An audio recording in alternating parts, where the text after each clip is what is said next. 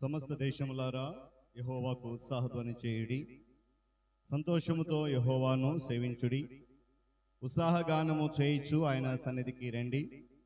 యెహోవాయే దేవుడని తెలుసుకొనుడి.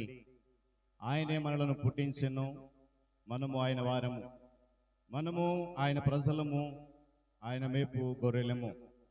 కృతజ్ఞతార్పణలు చెల్లించుచు ఆయన గుమ్మములలో ప్రవేశించుడి. కీర్తనలు పాడుచు ఆయన ఆవరణములలో ప్రవేశించుడి. ఆయనను స్తుతించుడి, ఆయన నామమును గణపరచుడి. యెహోవా దయాళుడు, ఆయన కృప నిత్యముండును, ఆయన సత్యము తరతరములుండును. దేవుని సంగమా, మనం అందరం కూడా నిలబడి ఆంధ్ర క్రైస్తవ కీర్తన పుస్తకంలో నుండి 618వ స్తుతి గీతం పాడుతూ ఈ ఆరాధన క్రమంలో ముందుకు కొనసాగుదాం. ప్రతి ఒక్కరు కూడా నిలబడి ఆంధ్ర క్రైస్తవ కీర్తన పుస్తకంలో నుండి 618వ స్తుతి గీతం పాడుట ద్వారా ఈ ఆరాధన క్రమాన్ని ప్రారంభించుకుందాం. పితృపుత్ర శుద్ధాత్మలై మేలాన్నిచు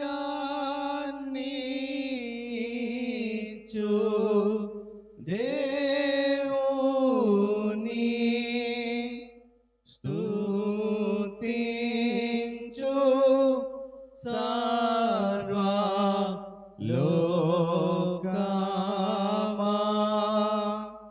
స్తుతించు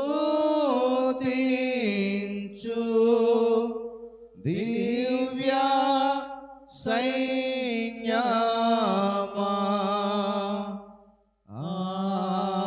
ఆమేన్.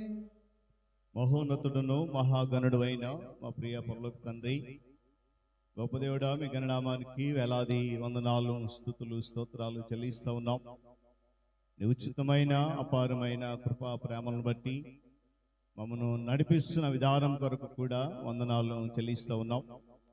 ప్రాముఖ్యంగా నా తండ్రి, మా జీవితాల్లో 7 నెలలు సంపూర్తి చేసుకొని 8వ నెలలో 4వ దినము ఇటు రీతిగా నీ పాద సముఖములో మేము ఉండడానికి మీరు ఇచ్చినటువంటి శ్రేష్టమైన ఆధిక్యతను బట్టి వందనాలు. ఇటు సమయము చూడలేనటువంటి అనేక మంది ఉన్నారు. వారిలో యోగ్యులు, జ్ఞానులు, ఉన్నతమైనటువంటి వారు, ధనికులు, ఐశ్వర్యవంతులు ఉన్నారు. అయితే నా తండ్రి, మేము ఏ అర్హత లేనప్పటికీ, ఏ యోగ్యత మాకు లేనప్పటికీ మమ్మల్ని మాత్రము నీవు ఎలాంటి ఆపదలకు గురి కాకుండా, ఎటువంటి ఇబ్బందులకు గురి కాకుండా, అపవాది మార్గములలో చిక్కుకొనకుండా నీ చేయితో మా చేయి పట్టుకొని నడిపిస్తూ 8వ మాసంలోనికి ఇచ్చినటువంటి శ్రేష్టమైనటువంటి స్వాగతాన్ని బట్టి నీకు స్తుతులు చెల్లిస్తూ ఉన్నాం. ఈ ఆరాధన క్రమంలో నా తండ్రి, మేము ఎందు నిమిత్తమైతే ఇక్కడ చేరామో ప్రతి ఒక్కరం కూడా హృదయపూర్వకంగా ఎరిగి కేవలము నిన్ను బట్టి మాత్రమే మేము సంతోషించే విధంగా, నిన్ను బట్టి మాత్రమే ఆనందించే విధంగా మేము ఈ సన్నిధిలో ఉండడానికి మా మనస్సులను, మా ఆలోచనను స్థిరపరచమని ప్రార్థన చేస్తూ ఉన్నాను. చేరువచ్చిన బిడ్డలను దీవించండి, ఆశీర్వదించండి.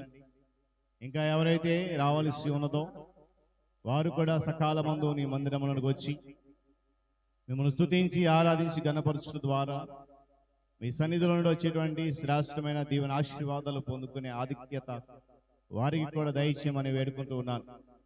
ఈ ఆరాధన జరుగుతున్న సమయంలో వాతావరణం కానీ, విద్యుత్ కానీ ఎలాంటి ఆటంకాన్ని కలిగించకుండా సమస్తమును మీ స్వాధీనం అందించుకొని ఈ ఆరాధన ప్రారంభము నుండి చివరి వరకు మీ ఆత్మ ద్వారా జరిగించి మీ నామముకు మాత్రమే ఘనతగా ఎంచమని, తద్వారా సమస్తమైనటువంటి మహిమ మీరు పొందుకోమని క్రీస్తు నామములో ఈ ప్రార్థన సమర్పిస్తున్నాను మా తండ్రి.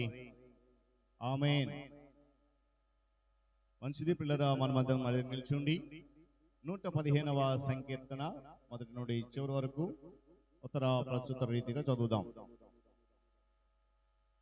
115వ సంకీర్తన మొదటి నుండి చివరి వరకు ఉత్తర ప్రస్తుత రీతిగా చదువుదాం. మాకు కాదు యెహోవా, మాకు కాదు, నీ కృపా సత్యములను బట్టి నీ నామమునకే మహిమ కలుగును గాక. వారి దేవుడేడి అని అన్యజనులు ఎందుకు చెప్పుకొందురు? మా దేవుడు ఆకాశమందున్నాడు, తనకిచ్చవచ్చినట్లుగా సమస్తమును ఆయన చేయుచున్నాడు. వారి విగ్రహములు వెండి బంగారువి, అవి మనుషుల చేతి పనులు. వాటికి నోరుండియు పలుకవు, కనులుండియు చూడవు, చెవులుండియు వినవు, ముక్కులుండియు వాసన చూడవు. చేతులుండియు ముట్టుకొనవు, పాదములుండియు నడువవు, గొంతుకుతో మాట్లాడవు. వాటిని చేయవారును వాటి యందు నమ్మిక ఇంచు వారందరూ వాటి వంటి వారై ఉన్నారు. ఇశ్రాయేలులారా, యెహోవాను నమ్ముకునుడి, ఆయన వారికి సహాయము, వారికి కేడెము. అహరోను వంశస్థులారా, యెహోవాను నమ్ముకునుడి, ఆయన వారికి సహాయము, వారికి కేడెము. యెహోవా యందు భయభక్తులు కలవారలారా, యెహోవా యందు నమ్మిక ఉంచుడి, ఆయన వారికి సహాయము, వారికి కేడెము. యెహోవా మమ్మను మర్చిపోలేదు, ఆయన మమ్మను ఆశీర్వదించును. ఆయన ఇశ్రాయేలీలను ఆశీర్వదించును, అహరోను వంశస్థులను ఆశీర్వదించును. పిన్నలనేమి పెద్దలనేమి తన యందు భయభక్తులు గల వారిని యెహోవా ఆశీర్వదించును. యెహోవా మిమ్మును మీ పిల్లలను వృద్ధి పొందించును. భూమి ఆకాశములను సృజించిన యెహోవా చేత మీరు ఆశీర్వదించబడిన వారు.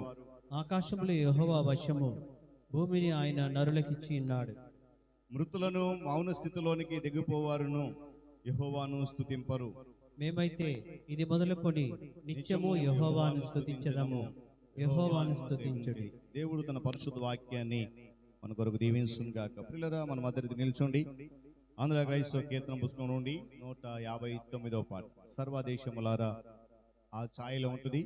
ద్రాక్షవల్లిని నేను, ద్రాక్ష తీగలి మీరు ఆ పాట పాడుతూ ఆరాధన క్రమంలో ముందుకు కొనసాగుతాం.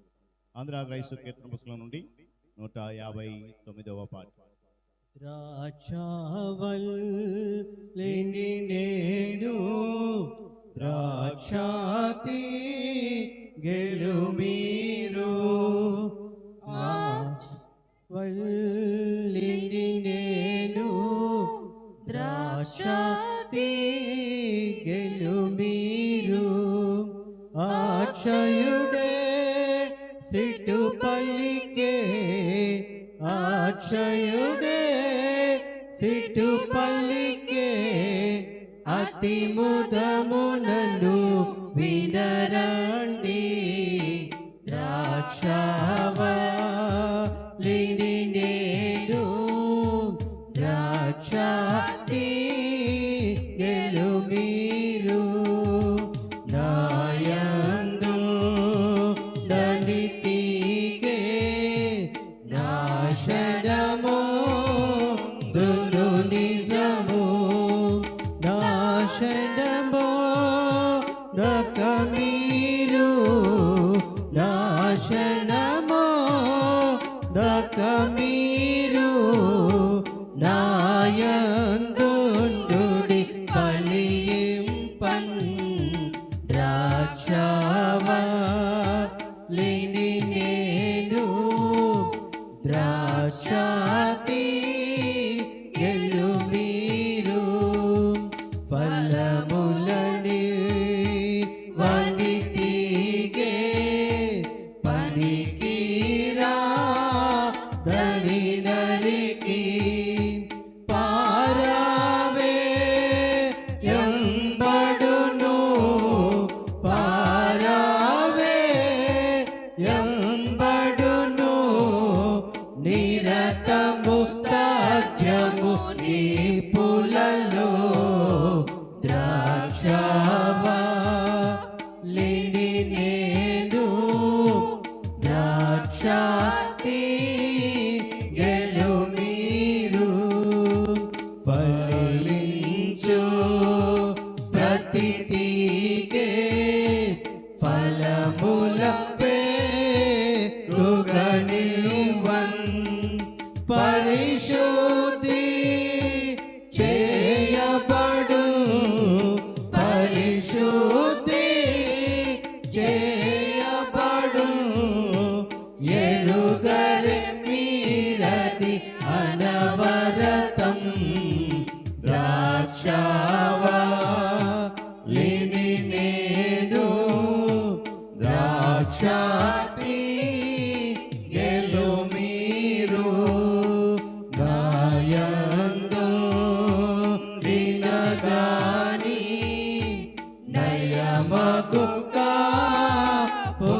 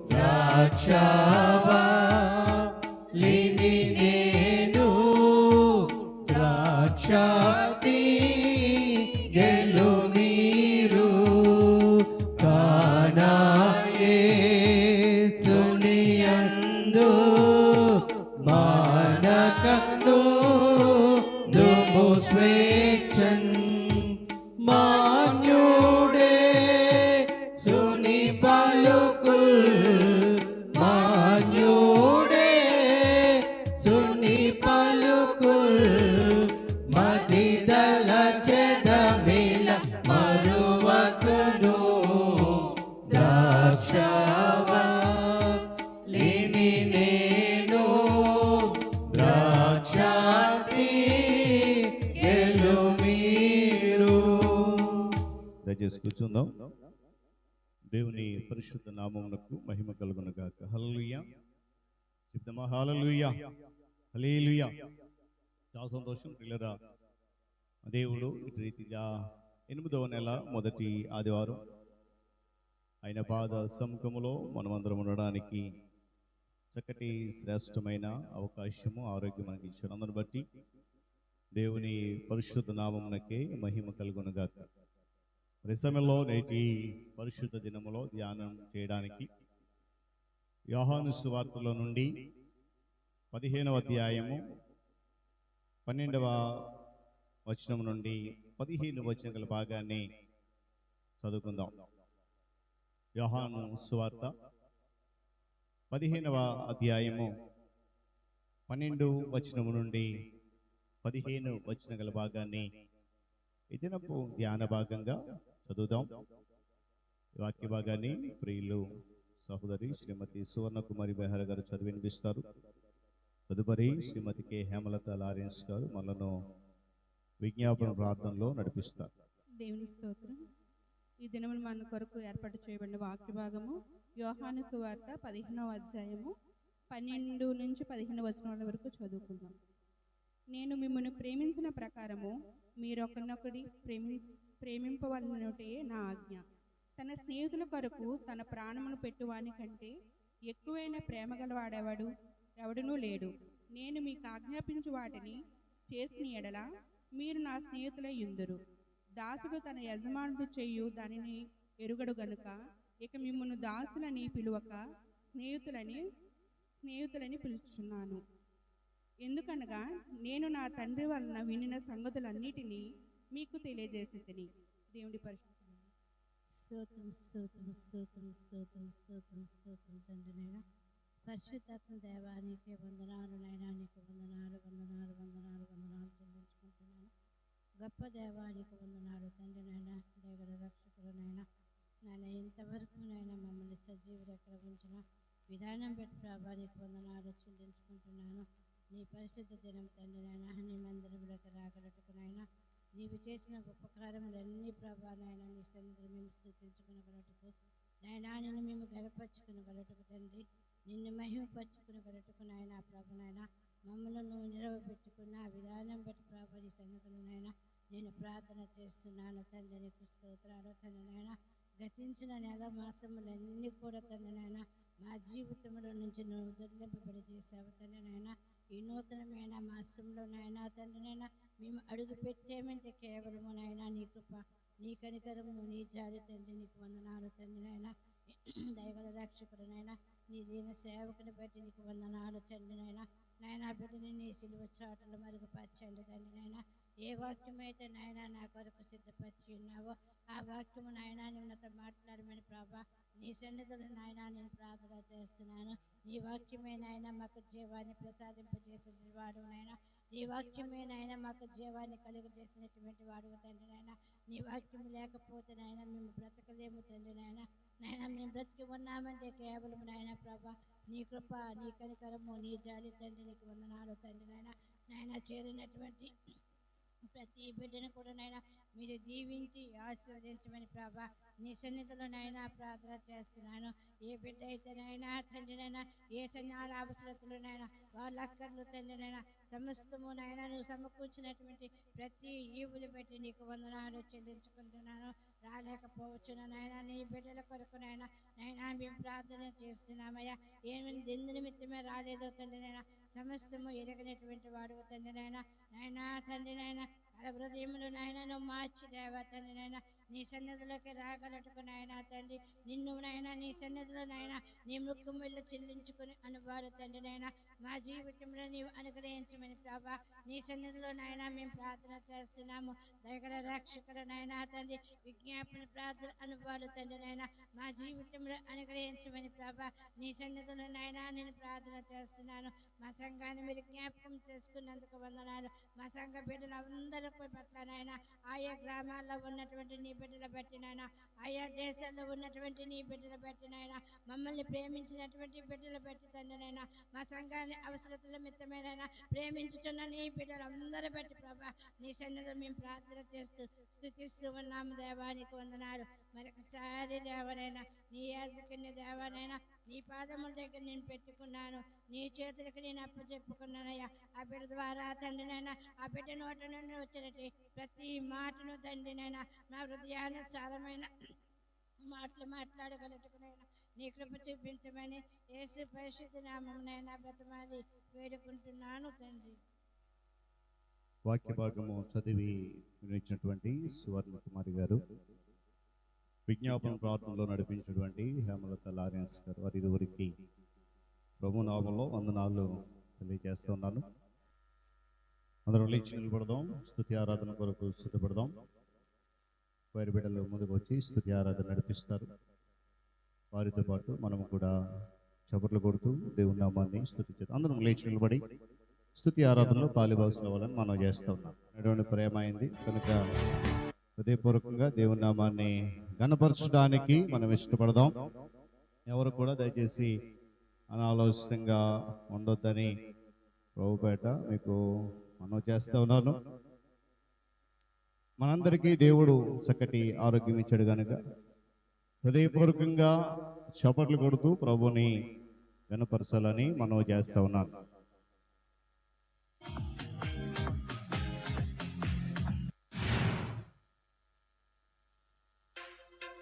చప్పట్లు కొడదాం హృదయపూర్వకంగా. సంతోషంగా ఉన్న వాళ్ళందరూ కూడా గట్టిగా స్తోత్రాలు చెబుతూ చప్పట్లు కొడుతూ స్తుతి చేద్దాం.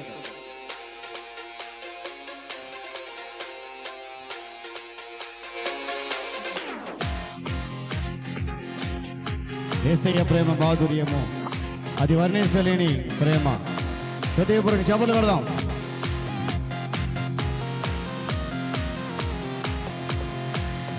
ప్రేమ మాధుర్యము నేనేమని వర్ణింతును, నా ఊహ చాలదు, ఊపిరి చాలదు, ఎంతో ఎంతో మధురం నీ ప్రేమ, ఎంతో మధురం ప్రభు యేసు ప్రేమ మధురం.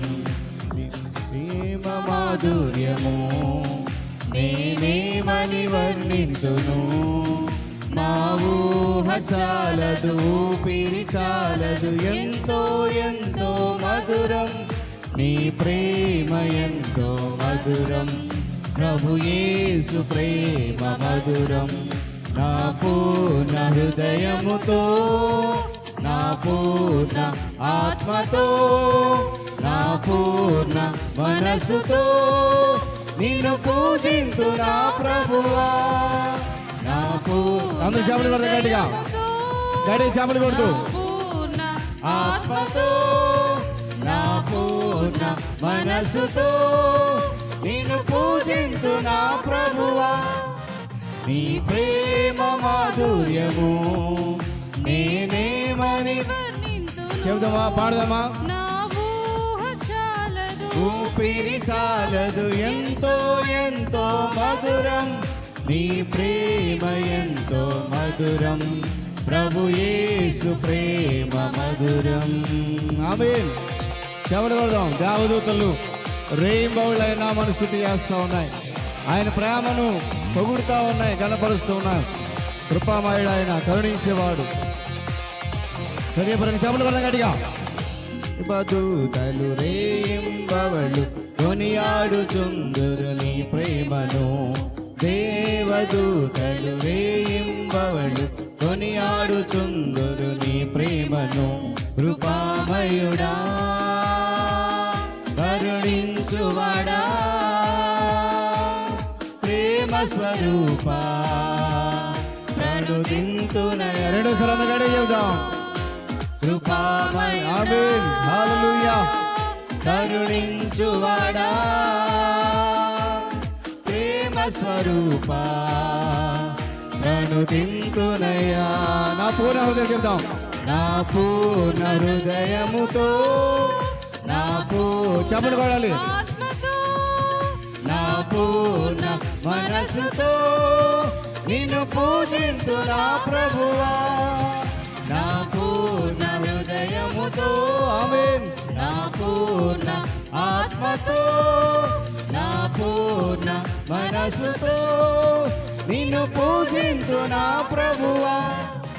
నీ ప్రేమ మాధుర్యము నేనేమని వర్ణింతును, నా ఊహ చాలదు, ఊపిరి చాలదు, ఎంతో ఎంతో అందరూ చెప్పాలి. నీ ప్రేమ ఎంతో మధురం, ప్రభు యేసు ప్రేమ మధురం. సర్వ సృష్టికర్త ఆయన, సర్వలోకాన్ని పాలించేవాడు, కరుణించేవాడు, సర్వ మానవులందరినీ పరమున చేర్చేటువంటి అద్వితీయ దేవుడు.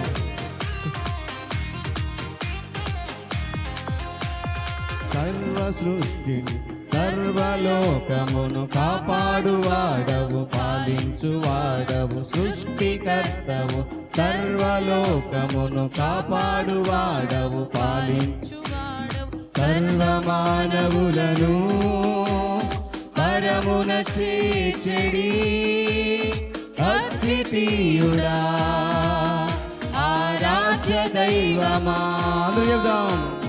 సర్వమా చెప్పబడాలి. పరమున చేర్చెడి అద్వితీయుడా, ఆరాధ్య దైవమా. అందరూ చెప్దాం. నా పూర్ణ హృదయ గట్టిగా స్వరమెత్తి చెప్పలు కొడుతూ ఆయన కనపడదాం. నా పూర్ణ మనసుతో నిన్ను పూజింతు నా ప్రభువా, నా పూర్ణ హృదయముతో, నా పూర్ణ ఆత్మతో, నా పూర్ణ బలముతో నిన్ను పూజింతు నా ప్రభువా.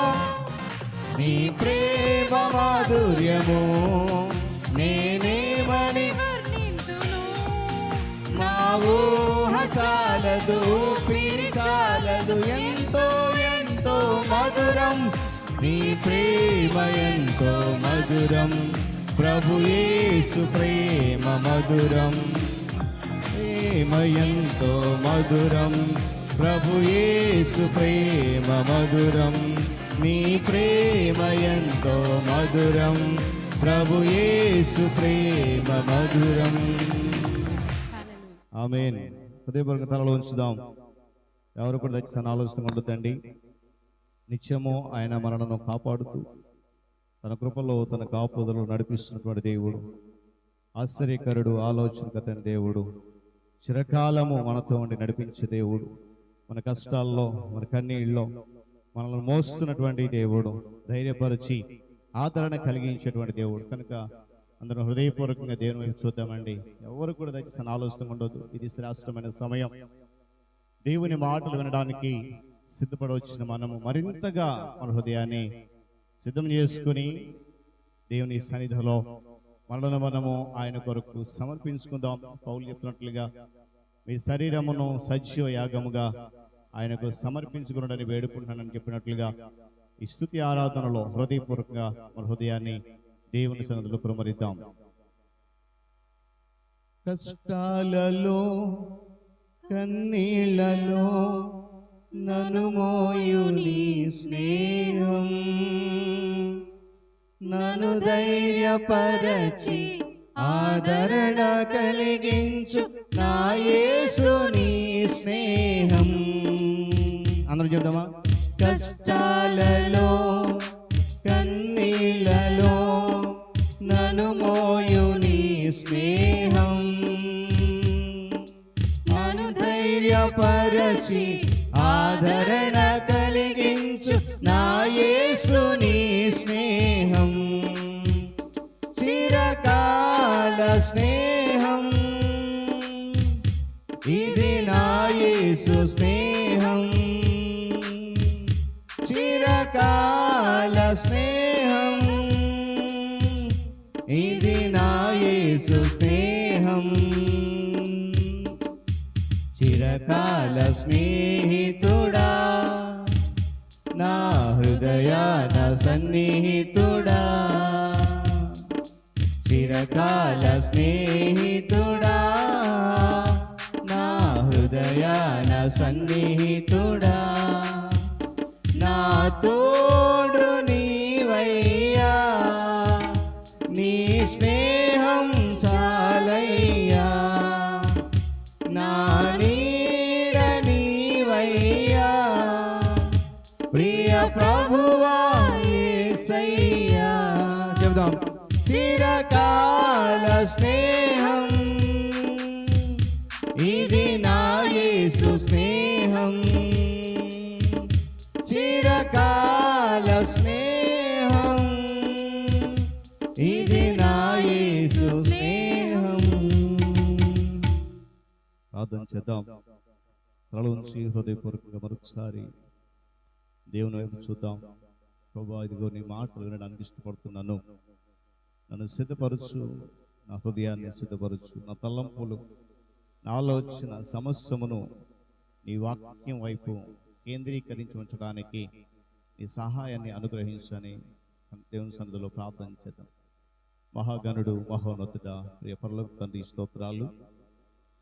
8వ మాసములో మొదటి పరిశుద్ధ దినము కొరకు నన్ను మమ్మలను మీరు సిద్ధపరిచి నీ పాద సముఖములో ఉంచి నేను ఘనపరిచి ఆరాధించి తద్వారా నీ నామ ఘనతను, కీర్తిని అనేక మందికి చాటించడానికి మాకు ఇచ్చినటువంటి సమయంలో హృదయపూర్వకంగా నీ నామం స్తుతించాం. నీ ప్రేమ ఎంతో మధురము, అది మేము వర్ణించలేం. మా ఊహ చాలదు, మా ఊపిరి కూడా చాలదయ్యా.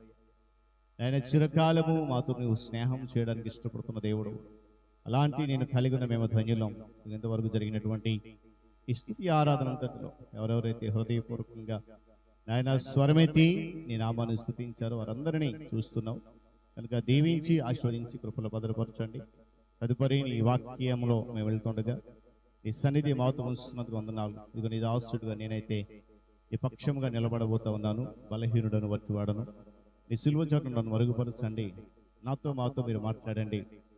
నీ మాటలు విలువైనవి, శ్రేష్టమైనవి కనుక ఆ మాటలు వినగలిగే చెవులు, గ్రహించగలిగే మనస్సు మాకు దయచేసి నా నోటి మాటలు అందరి హృదయ ధ్యానము కేవలము నీ దృష్టికి మాత్రమే అంగీకారములుగా చేసుకునమని నజరేయుడైన యేసుక్రీస్తు వారి పరిశుద్ధ నామములో ఈ మనవులు సమర్పిస్తున్నాను మా తండ్రి, ఆమేన్. దయచేసి అందరి నిశ్శబ్దం కూర్చుందాం. దేవుని పరిశుద్ధ నామమునకు మహిమ కలుగునుగాక. హల్లెలూయా. శబ్దం గడి హల్లెలూయా, హల్లెలూయా. చాలా సంతోషం పిల్లల. దేవుడు తన మహాకృపను బట్టి 8వ నెలలో ఇటు రీతిగా మొదటి పరిశుద్ధ ఆదివారపు ఆరాధనలో మనందరికీ ఆరోగ్యము, క్షేమము, నెమ్మదినిచ్చి ఆయన నామములో ఇటు రీతిగా నివసించడానికి కృప చూపించినటువంటి దేవాది దేవునికే, ఆయన కరుణామానికే సమస్త మహిమ, ఘనత, ప్రభావములు కలుగునుగాక. క్రీస్తునందు చేరవచ్చినటువంటి మీ అందరికీ, సంఘ నాయకులకు, విశ్వాసులందరికీ యేసుక్రీస్తు వారి పరిశుద్ధ నామంలో శుభాలు తెలియజేస్తూ అదేవిధంగా మీ అందరికీ స్నేహితుల దినోత్సవ శుభాకాంక్షలు కూడా తెలియజేస్తున్నాం. దేవుడు ఈరోజు మనందరినీ తన వాక్యంతో నింపునుగాక. 10 నిమిషాలు మనము దేవుని వాక్యాన్ని ధ్యానం చేద్దాం. చదవబడినటువంటి వాక్య భాగంలో యోహాను సువార్త 15వ అధ్యాయం 12వ వచనం నుండి 15 వచనాలు మన మధ్యలో చదవబడ్డాయి. ఒకవేళ ఆ సమయంలో మీరు ఎవరైనా రాలేకపోయి ఉంటే కనుక నూతన నిబంధన గ్రంథంలో 96వ పేజీలో ఆ మాటలు రాయబడి ఉన్నాయి. దయచేసి బైబిల్స్ తెరచి మీ దగ్గర ఉంచుకోండి. సమయాన్ని మనము పోనివ్వక సద్వినియోగం చేసుకుంటూ దేవుని యొక్క వాక్యంలో ముందు కొనసాగుదాం. చదవనటువంటి ఈ మాటలు గమనిస్తే చూడండి, 13వ వచనంలో అని అంటున్నాడు కదా, తన స్నేహితుల కొరకు ప్రాణము పెట్టువానికంటే ఎక్కువైన ప్రేమ గలవాడెవడు లేడు అని చెబుతూ 15వ వచనం వచ్చేసరికి అక్కడ అన్న చూడండి, ఇక మిమ్మును దాసులని పిలువక చదవాలి, స్నేహితులని పిలుస్తున్నా. ఈరోజు మన అంశం ఏంటంటే, నువ్వు ఎవరితో స్నేహం చేస్తున్నావు? నీ స్నేహము ఎవరితో? కొంతమంది తెలివిగల ఉంటారు, అదేంటి పాస్టర్ గారిని భలే అడుగుతున్నారు, ఎవరితో స్నేహం చేద్దామండి? చాలామంది ఫ్రెండ్స్ ఉన్నారు లోకంలో. మా ఇంటి పక్క వాళ్ళందరూ స్నేహితులే, మా ఇంటి ముందోళ్ళు స్నేహితులే, మా ఇంటి వెనక్కున్న వాళ్ళు స్నేహితులే, మా దూరపు బంధువులు చాలామంది ఉన్నారు. ఇలా మన స్నేహం అంటే లోక సంబంధమైన స్నేహం గురించి కొన్ని గంటలు చెప్పమని చెప్తూ ఉంటాం. అయితే ఈరోజు మన ప్రశ్న ఏంటంటే, ఆధ్యాత్మికంగా నువ్వు ఎవరితో స్నేహం చేస్తున్నావు? నీ స్నేహము నిన్ను ఏ విధంగా దేవుని దగ్గరకు చేరుస్తుంది?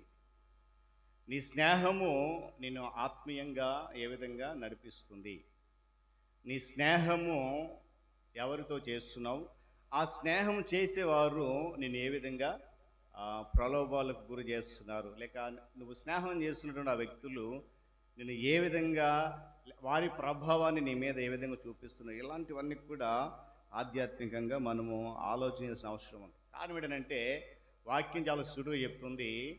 దేవుడు లేక యేసుక్రీస్తు ప్రభువారు మనల్ని చాలా స్పష్టంగా అంటున్నాడు, మీరు నా స్నేహితులు అన్నాడు. చదవండి 15వ చివరి భాగం. ఇక మిమ్మల్ని దాసులని పిలవను. ఏమండి ఏమన్నాడంట? ఇక మిమ్మల్ని నేను దాసులని పిలవను. ఏమని పిలుస్తాను? స్నేహితులు అని పిలుస్తాను. ఈరోజు మనము దేవునితో ఎంతగా స్నేహం చేయగలుగుతున్నాం ఆ సత్యాన్ని గమనించాలి. దేవునితో స్నేహం చేయడానికి మన సమయాన్ని మనం ఎంత కేటాయిస్తున్నాం. వాస్తవానికి స్నేహం అంటే ఏం చెప్తామంటే ప్రారంభంలో చెప్పిన మాటలను చెప్తూ ఉంటాం, లేకపోతే కాలేజీలో ఉన్నటువంటి స్నేహం గురించో స్కూల్లో ఉన్న స్నేహం గురించో చేసేది అనుకుంటాం. కానీ మనం గమనించిన విషయం ఏంటంటే ప్రతి చోట కూడా, ప్రతి పనిలోనూ, ప్రతి ఉద్యోగంలోనూ, ప్రతి ఇంటిలోనూ, ప్రతి ఇంటి దగ్గర కూడా స్నేహ సంబంధాలు అనేవి ఉంటాయి. అయితే అలాగే వయసుకు సంబంధం లేదు. ఏమంటే స్నేహం చేయడానికి వయసుతో సంబంధం లేదు. వాళ్ళ వయసు ఏంటి, నా వయసు ఏంటి. ప్రాముఖ్యంగా మనము ఆధ్యాత్మికంగా వాళ్ళు ముసలోళ్ళండి, వాళ్ళతో నాకు స్నేహం ఏంటండి. పెద్దవాళ్ళు ఏమంటారు, వాళ్ళ కుర్రపిల్లలండి, వాళ్ళతో నాకు స్నేహం ఏంటండి పెద్దవాళ్ళు. వాళ్ళు ముసలోళ్ళు అయిపోయారండి, వాళ్ళతో మాకు సహవాసం ఏంటండి, వాళ్ళు మా ఫ్రెండ్స్ ఏంటండి కదా. వాక్యం చెప్తుంది, నువ్వు స్నేహం చేయడానికి విశ్వాసులలో ఎలాంటి వయస్సుతో సంబంధము లేదు. నువ్వు ముసలివాడవైనా, యవనస్తుడివైనా, చిన్నపిల్లవైనా ఆత్మీయమైనటువంటి స్నేహం అనేది చాలా ప్రాముఖ్యం. ప్రతి వారిలో స్నేహం ఉంటుంది. చిన్నవారు, పెద్దవారు, ముసలివారు ఎవరైనా సరే ఏమండి స్నేహితులు అనేవారు కలిగి ఉంటారు. స్నేహితులు లేని వారు ఎవరు ఉండరు. ఉన్నారా? ఒకవేళ ఇక్కడ ఎవరు ఉన్నారా? నా ఫ్రెండ్స్ ఎవరు లేరండి, నేను ఒక్కనేనండి, ఒంటరిదాన్నండి, నన్ను ఎవరు పట్టించుకోలేని వాళ్ళు ఉన్నారా? ఒకవేళ అలాంటి వారు ఉంటే కనుక నేను ఒక మాట చెప్తాను. అనునిత్యము నీకు తోడుండి నీ కష్టములో నష్టములో నిన్ను ఆదుకునేటువంటి నీ స్నేహితుడు ఒక ఆయన ఉన్నాడు, ఆయనే యేసయ్య. దేవుని స్తోత్రం కలుగును గాక. గట్టిగా హల్లెలూయా. కనుక లోకంలో నాకు స్నేహితులు లేరు అనేటువంటి ఆ ఆందోళన మనకు అవసరం లేదండి కదా. చిన్నవారు ఎవరైనా సరే. అయితే స్నేహితులు లేకుండా ఎవ్వరు ఉండరు. ఒకళ్ళు ఉన్నాడంటే ఆడు మనిషి కాదు. నేనైతే చెప్తాను, స్నేహితులు లేకుండా ఉన్నారు అని అంటే వాళ్ళు అసలు మనుషుల యొక్క జాబితాలో లేరన్నమాట. అయితే ఇక్కడ మనం గమనించాలి ఏంటంటే నువ్వు ఎవరితో స్నేహం చేస్తున్నావు అనేది ఇక్కడ ముఖ్యం. ఎవరితో స్నేహం చేస్తున్నాం అనే దానిని బట్టి మన భవిష్యత్తు, మన గుణగణాలు లేక మన క్యారెక్టర్ అనేది కూడా దాని మీద ఆధారపడుతుంది. కారణం ఏంటంటే స్నేహము చాలా విలువైంది. ఆ స్నేహము మనిషి యొక్క పతనానికి దారి చూస్తుంది. అదే స్నేహము మనిషి యొక్క అభివృద్ధికి కూడా దారి తీస్తుంది. నీ స్నేహితుడు నిన్ను ప్రేమించాడు అనుకోండి, బహుగా నిన్ను అభివృద్ధి చేయడానికి, అభివృద్ధిని నడిపించడానికి ఇష్టపడతాడు.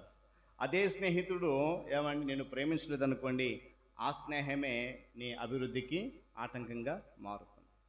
గమనించాలి. కనుక ఎవరితో నువ్వు స్నేహం చేస్తున్నావు అనే దాన్ని బట్టి నీ భవిష్యత్తు కూడా నిర్ణయించబడుతున్న విషయాన్ని కూడా నువ్వు గమనించాలి. ఎందుకంటే మనం అలా మారిపోతాం. లోకంలో చాలామంది ఉన్నారు స్నేహితులు. ఏమంటే ఆ స్నేహితుల్లో మోసగాళ్ళు ఉంటారు, అబద్ధాలు చెప్పేవారు ఉంటారు, అసూయ పడేవారు ఉంటారు. వారందరితో మనం స్నేహం చేస్తున్నాం. అయితే ఆ స్నేహం చేసేటప్పుడు వారి పరిస్థితిని బట్టి, వారి విధానాన్ని బట్టి మన పరిస్థితి కూడా కొన్నిసార్లు మారిపోతుంది. మోసగాళ్ళతో స్నేహం చేస్తుంటే మోసగాళ్ళలాగే మారిపోతాం. ఏమండి అబద్ధాలు చెప్పేవారితో స్నేహం చేస్తే అబద్ధాలు చెప్పేవారికి మారిపోతాం. అసూయ పడే వారితో స్నేహం చేస్తూ ఉంటే నువ్వు కూడా ఎదుటి వ్యక్తిని చూసి అసూయ పడుతూ ఉంటావు. ఈరోజు ఇక్కడ కూర్చున్న మనలో ఒక ప్రశ్న రావాలి, నా సంఘం విశ్వాసులతో నా స్నేహం ఎలా ఉంది? ఈరోజు ఇక్కడ కూర్చున్న మనము ప్రతి ఒక్కరు కూడా ఎవరికి వారు ప్రశ్నించుకోవాలి. ఇన్ని సంవత్సరాల నీ విశ్వాస జీవితంలో నీ తోటి విశ్వాసితో నీ స్నేహం ఎంత బలంగా ఉంది? ఊరుకోండి పాస్టర్ గారు, అలాంటిది మాకు తెలియదు అంటారా కదా. నేను ఒక మాట చెప్తాను, గమనించండి. ఒకవేళ అది మీకు బాధ కలిగించినా సరే, సంఘములో ఉన్నటువంటి విశ్వాసులతో నీ స్నేహము సరిగా లేకపోతే నీ విశ్వాసం వ్యర్థమే. అది మీకు కష్టం కలిగించినా కూడా నాకు ఇష్టమే. సంఘస్థులలో నీ తోటి విశ్వాసులతో, నీ ఇంటి ప్రక్కన నీ విశ్వాసంతో నీ స్నేహము సరైన క్రమములో లేదు అని అంటే నువ్వు చేసే భక్తి అసలు భక్తి కాదు. ఈ పక్క నీకు స్నేహితులు ఉంటారు, ఆ పక్క నీకు స్నేహితులు ఉంటారు. నీ ఎదురుంటున్న విశ్వాసం మాత్రం నీకు స్నేహితుడిగా ఉండలేదు. వాళ్ళని స్నేహితులుగా భావించలేవు. ఏమండి, నీ ఇంటి ప్రక్కన అన్యజనులు స్నేహితులు అనుకుంటావు, ఇంటి వెనకున్న వారిని స్నేహితులను భావిస్తావు, ఈ ఇంటి ప్రక్కన స్నేహితులు భావిస్తావు, కానీ నీ ఇంటి ముందున్నటువంటి నీ తోటి విశ్వాసిని మాత్రం స్నేహితుడిగా నీవు భావించలేవు. ఏమండి, నీ స్నేహము లోకులతో స్నేహం బాగానే ఉంటుంది, కానీ ఆత్మీయంగా నీ స్నేహము ఏమండి బలాభివృద్ధి చెందట్లేదనే విషయాన్ని కూడా గమనించాలి. ఎందుకంటే నేను చెప్పాను కదండి, మోసగాళ్ళలాగా, అబద్ధాలు చెప్పేవారిలాగా, అసూయపడే వారితో స్నేహం చేస్తే వాళ్ళ పరిస్థితిని బట్టి మన పరిస్థితి కూడా మారిపోతుంది, మన యాటిట్యూడ్ అంతా కూడా మారిపోతుంది, మన ఆలోచన మారిపోతుంది. అందుకే ఇలాంటి స్నేహాలు దేవునికి ఇష్టమా విరోధమా? విరోధం. దేవుని స్తోత్రం కలుగును గాక. అలాంటి స్నేహము దేవునికి విరోధం. యాకోబు రాసినటువంటి పత్రిక 4వ అధ్యాయం 4వ వచనం అంటాడు, ఈ లోక స్నేహము దేవునికి వైరమని మీకు తెలియదా? చాలామంది మనం అంటాం, అయ్యో మాకెందుకు తెలియదండి కదా, వాక్యం రాసి ఎన్ని సంవత్సరాలైంది మాకు తెలియదు, కానీ మేము విశ్వాసులైన దగ్గర నుంచి చదువుతున్నామండి. లోక స్నేహము దేవునికి వైరము మాకు తెలుసండి.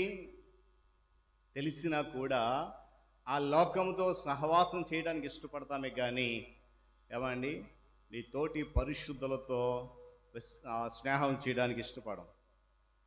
ఆ మాటకు వస్తే మరికొంది అంటారు, ఊరుకోండి పాస్టర్ గారు, అందరూ పరిశుద్ధులు మీరు ఎలా చెప్తారు కదా. నేను చెప్పవసరం లేదు. నువ్వెప్పుడైతే లోక వ్యసనాలను విడిచిపెట్టి, నువ్వెప్పుడైతే లోక సంబంధమైన వాటన్నిటిని విడిచిపెట్టి బాప్తిస్మ అనుభవం ద్వారా క్రీస్తుని స్వరక్షణను అంగీకరించావో, అప్పుడే నీవు క్రీస్తు రక్తములో కడగబడి పరిశుద్ధుడుగా, పరిశుద్ధురాలుగా మార్చబడ్డావు. మరొకరు నీ కొరకు సర్టిఫికెట్ ఇవ్వవసరం లేదు. ఆ పరిశుద్ధులతో నీ స్నేహము ఎంతవరకు బలపడుతుందనేది ఈరోజు నువ్వు గమనించాలి. నేను అంటాను, ప్రతి సంవత్సరం స్నేహితుల దినోత్సవం వస్తూ ఉంది. ఏమండి, ఆ వచ్చిన రోజు మనలో ఎవరైనా, ఈరోజు స్నేహితుల దినోత్సవం కాబట్టి ఎవరికైనా ఫోన్ చేసి లేకపోతే పక్కింటి వాళ్ళ దగ్గరికి వెళ్ళి శుభాకాంక్షలు చెప్పేటువంటి అలవాటు మనకుందా? ఎప్పుడు లేదు. కారణం ఏంటంటే అసలు ఆలోచన మనకు రాదు. వాళ్ళ దారి వాళ్ళదే, నా దారి నాదే, ఎవడెలా పోతే నాకెందుకు కదా. గమనించాలి ప్రియ విశ్వాసులారా. అదే మరొక సందర్భం అనుకోండి, నేను ఇంటి పక్కన ఉన్నటువంటి అన్యజనుల దగ్గర వెళ్ళి మరీ శుభాకాంక్షలు చెప్తావు, వాళ్ళని పరామర్శిస్తావు, పలకరిస్తావు, వాళ్ళతో పాటు సంతోషిస్తావు.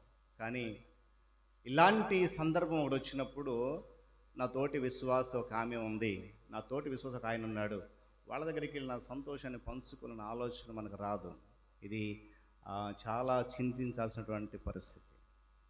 కారణం ఏంటంటే, నేను మళ్ళీ చెప్తున్నాను, నువ్వు లోకంతో స్నేహం చేస్తున్నావు, కానీ దేవుని బిడ్డలతో స్నేహం చేయడానికి ఇష్టపడట్లేదు.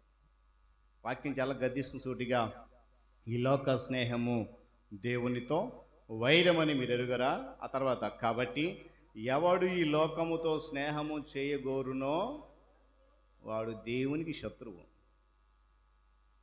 ఇంకా నేను దాన్ని వివరించాల్సిన అవసరం లేదనుకుంటున్నాను. నేనైతే అర్థమైన వాళ్ళకి, నువ్వు ఈ లోకంతో స్నేహం చేస్తే, ఈ లోకమే నాకు సర్వస్వం, ఈ లోకంతోనే నేను ఉంటాను, లోక సాంప్రదాయాల్లో, లోక ఆలోచనలు వెళ్ళిపోతూ ఉంటానని చెప్పి ఆ లోకంతోనే స్నేహం చేయడానికి ఇష్టపడితే, నువ్వు విశ్వాసు అయినా, పరిశుద్ధుడు అయినా, క్రైస్తవుడు అయినా దేవునికి మిత్రుడువా శత్రువా? శత్రువే. ఆ లోక స్నేహాన్ని ఎప్పుడైతే విడిచిపెడతావో అప్పుడే దేవునికి మిత్రుడిగా మారుతావు. చూడండి, స్నేహం అనేది వ్యతిరేకం కాదు, స్నేహం చెయ్యొద్దని కాదు, కానీ ఇలాంటి స్నేహము, ఇలాంటి లోక స్నేహము, ఇలాంటి మోసపూరితమైనటువంటి స్నేహాలు దేవునికి విరోధం. నేను అంటాను, ఒకవేళ అలాంటి వైఖరి మనలో ఉంటే ఈరోజు దేవుడే తొలగించును కాక. నమ్మిన స్తోత్రం చెప్పండి.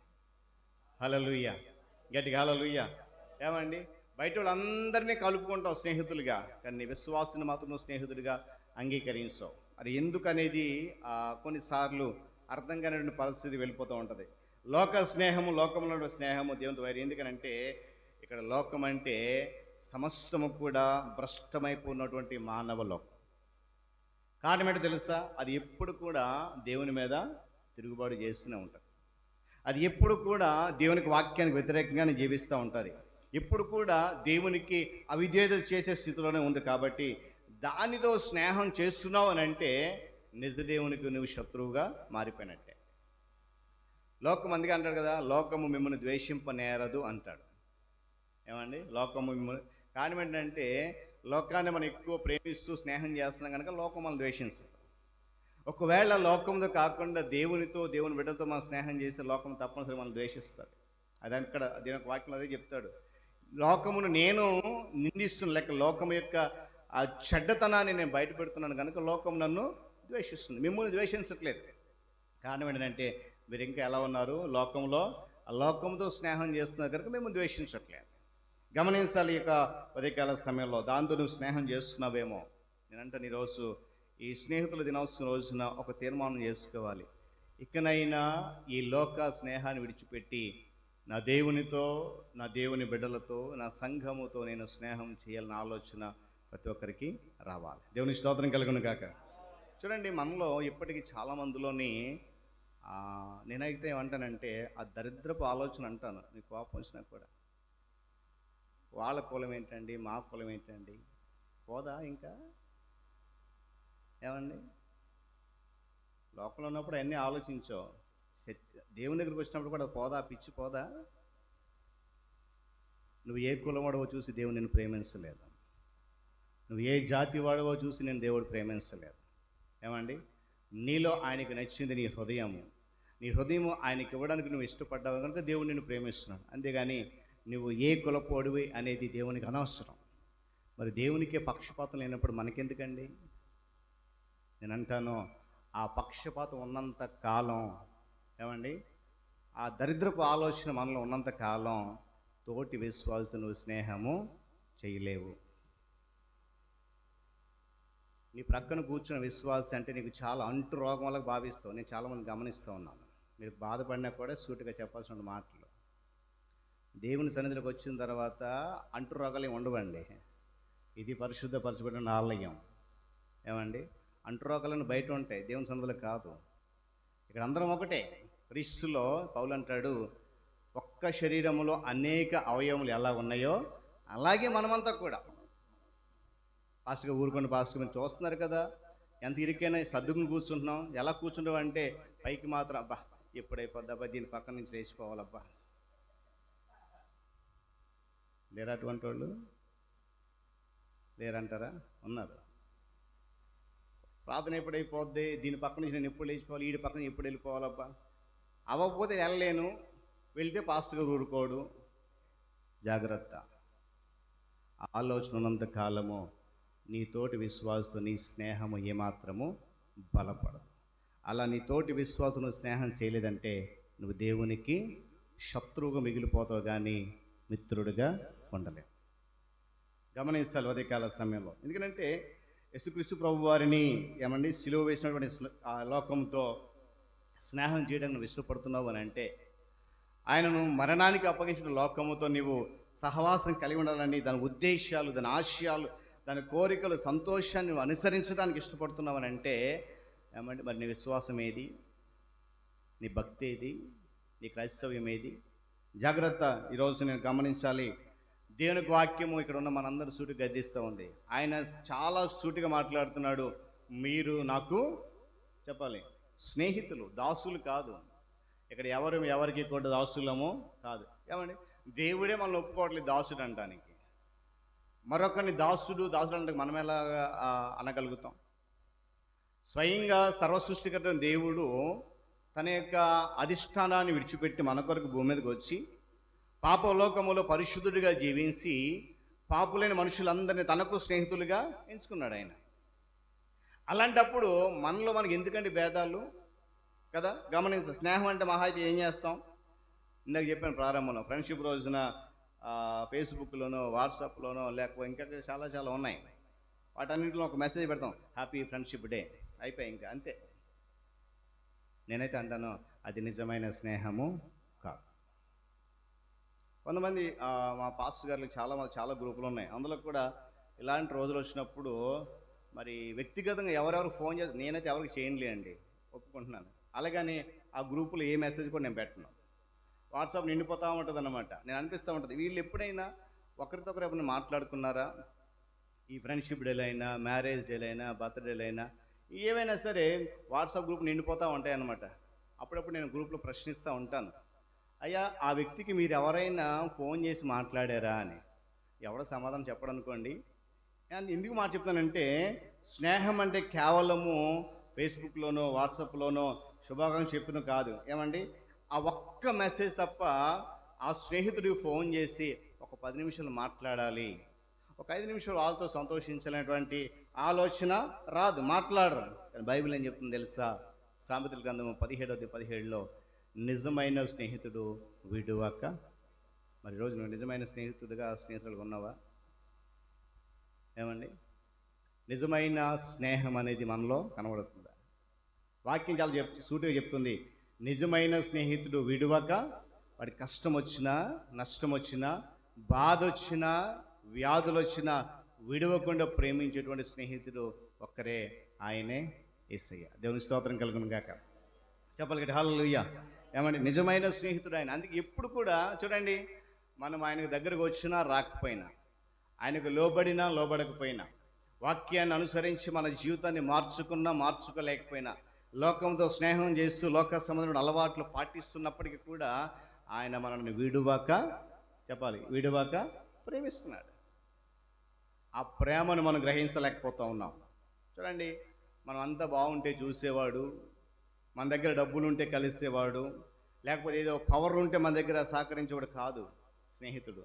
ఎల్లప్పుడూ కూడా ఏ స్థితిలోనైనా నీ వెంటే ఉండి విడువక నిన్ను ప్రేమించేవాడే నిజమైన స్నేహితుడు. దేవుని స్తోత్రం కలుగును కాదు. చెప్పాలి కదా, హల్లెలూయా.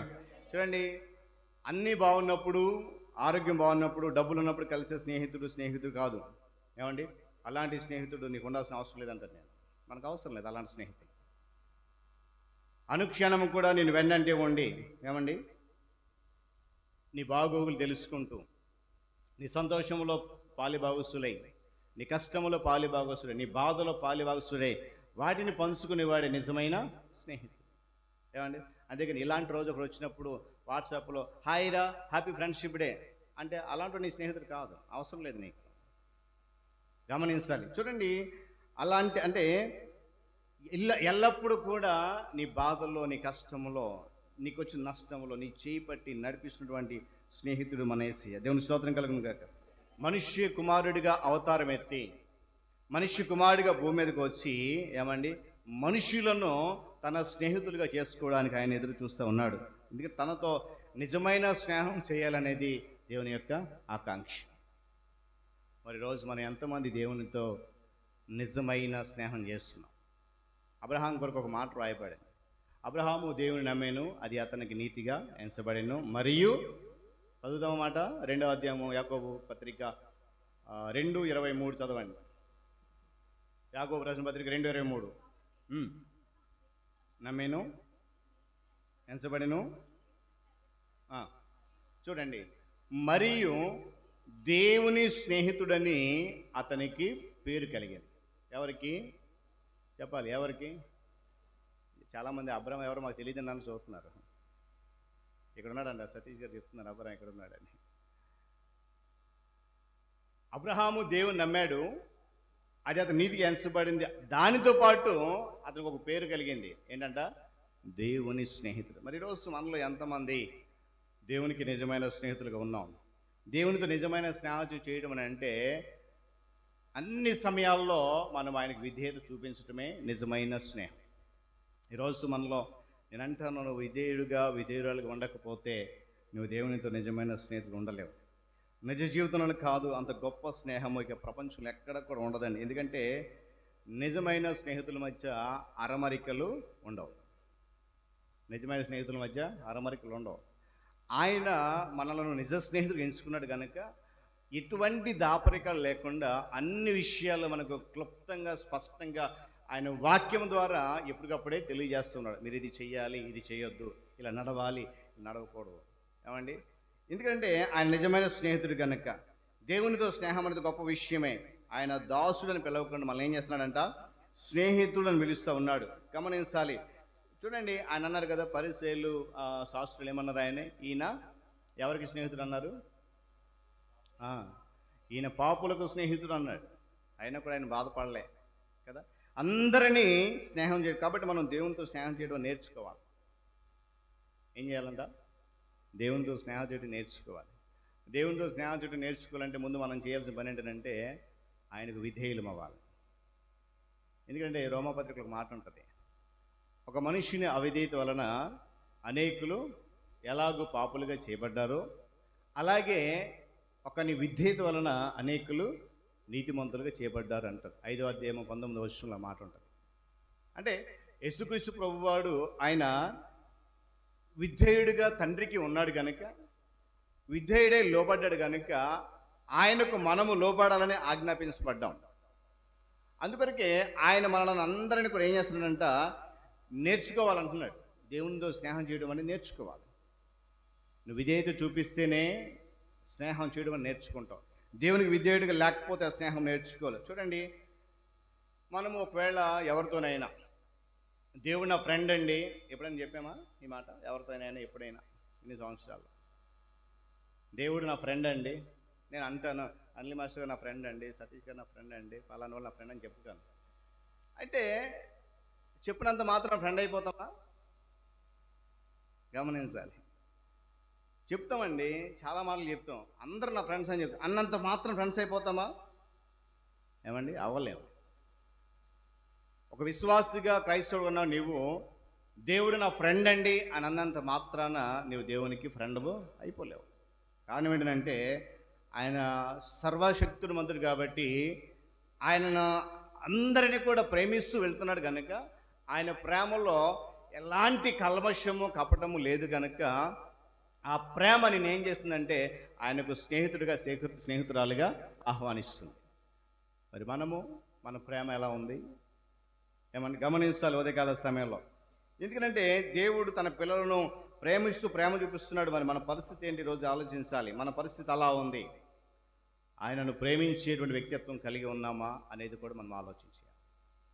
ఆయన దేవుడు కాబట్టి, ఆయన మనల్ని ప్రేమిస్తున్నాడు కాబట్టి మన స్నేహితులను పిలుస్తున్నాడు. మనము దేవుడు నా ఫ్రెండ్ అని అంటే అన్నంత మాత్రం మన ఫ్రెండ్ అయిపోలేము.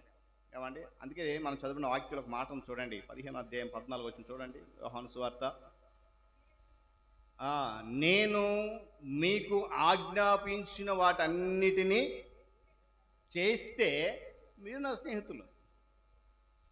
దేవుడు నా ఫ్రెండ్ అండి అని చెప్పేస్తాం చాలా సులభంగా.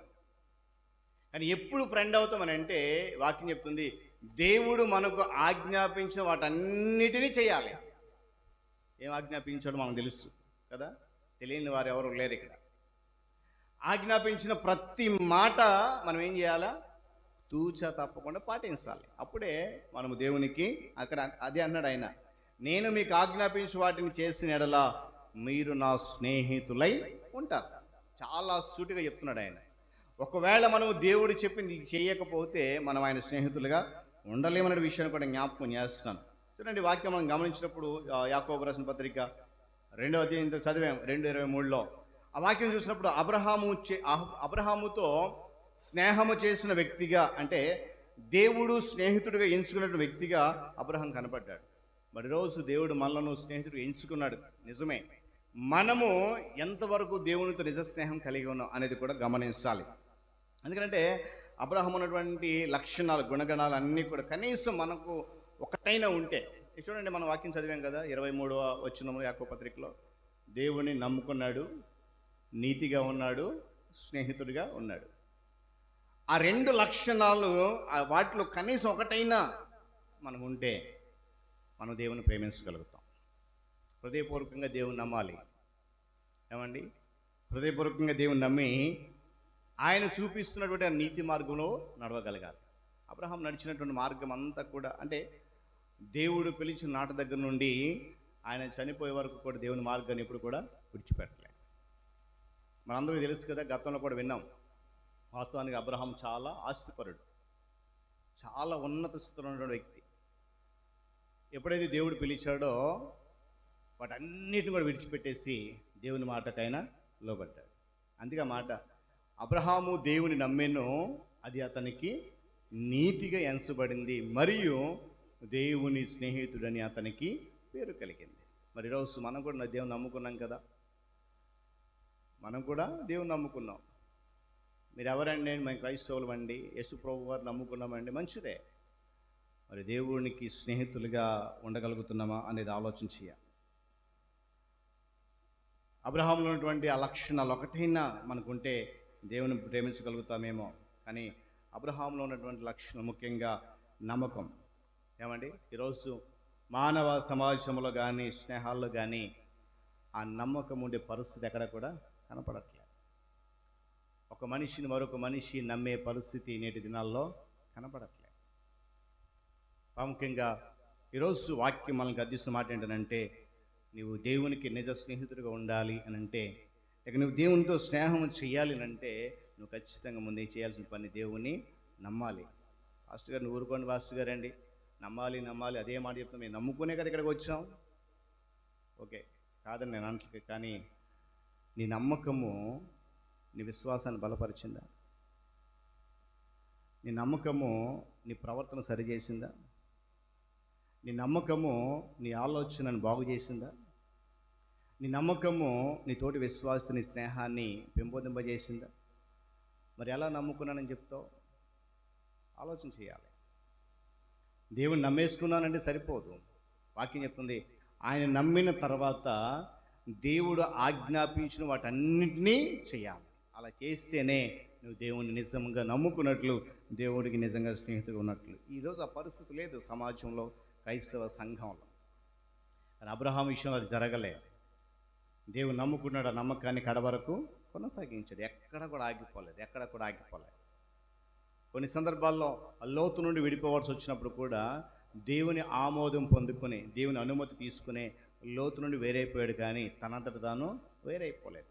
ఏ విషయంలో కూడా అబ్రహాము దేవుని మీద తన నమ్మకాన్ని కోల్పోలేదు. మరి ఈరోజు మనం ఎంతమంది అలాంటి ఖచ్చితమైనటువంటి నమ్మకాన్ని కలిగి ఉన్నాం? ఈరోజు నా జీవితంలో ఇది జరుగుతుంది అనేటువంటి నమ్మకం ఎంతమంది మనలో ఉంది? ఒకసారి ఆలోచించాలి. నమ్మకం ఉండడం లేదు. ఏమండి, నీతి నిజాయితీ ఉండడం లేదు అసలు.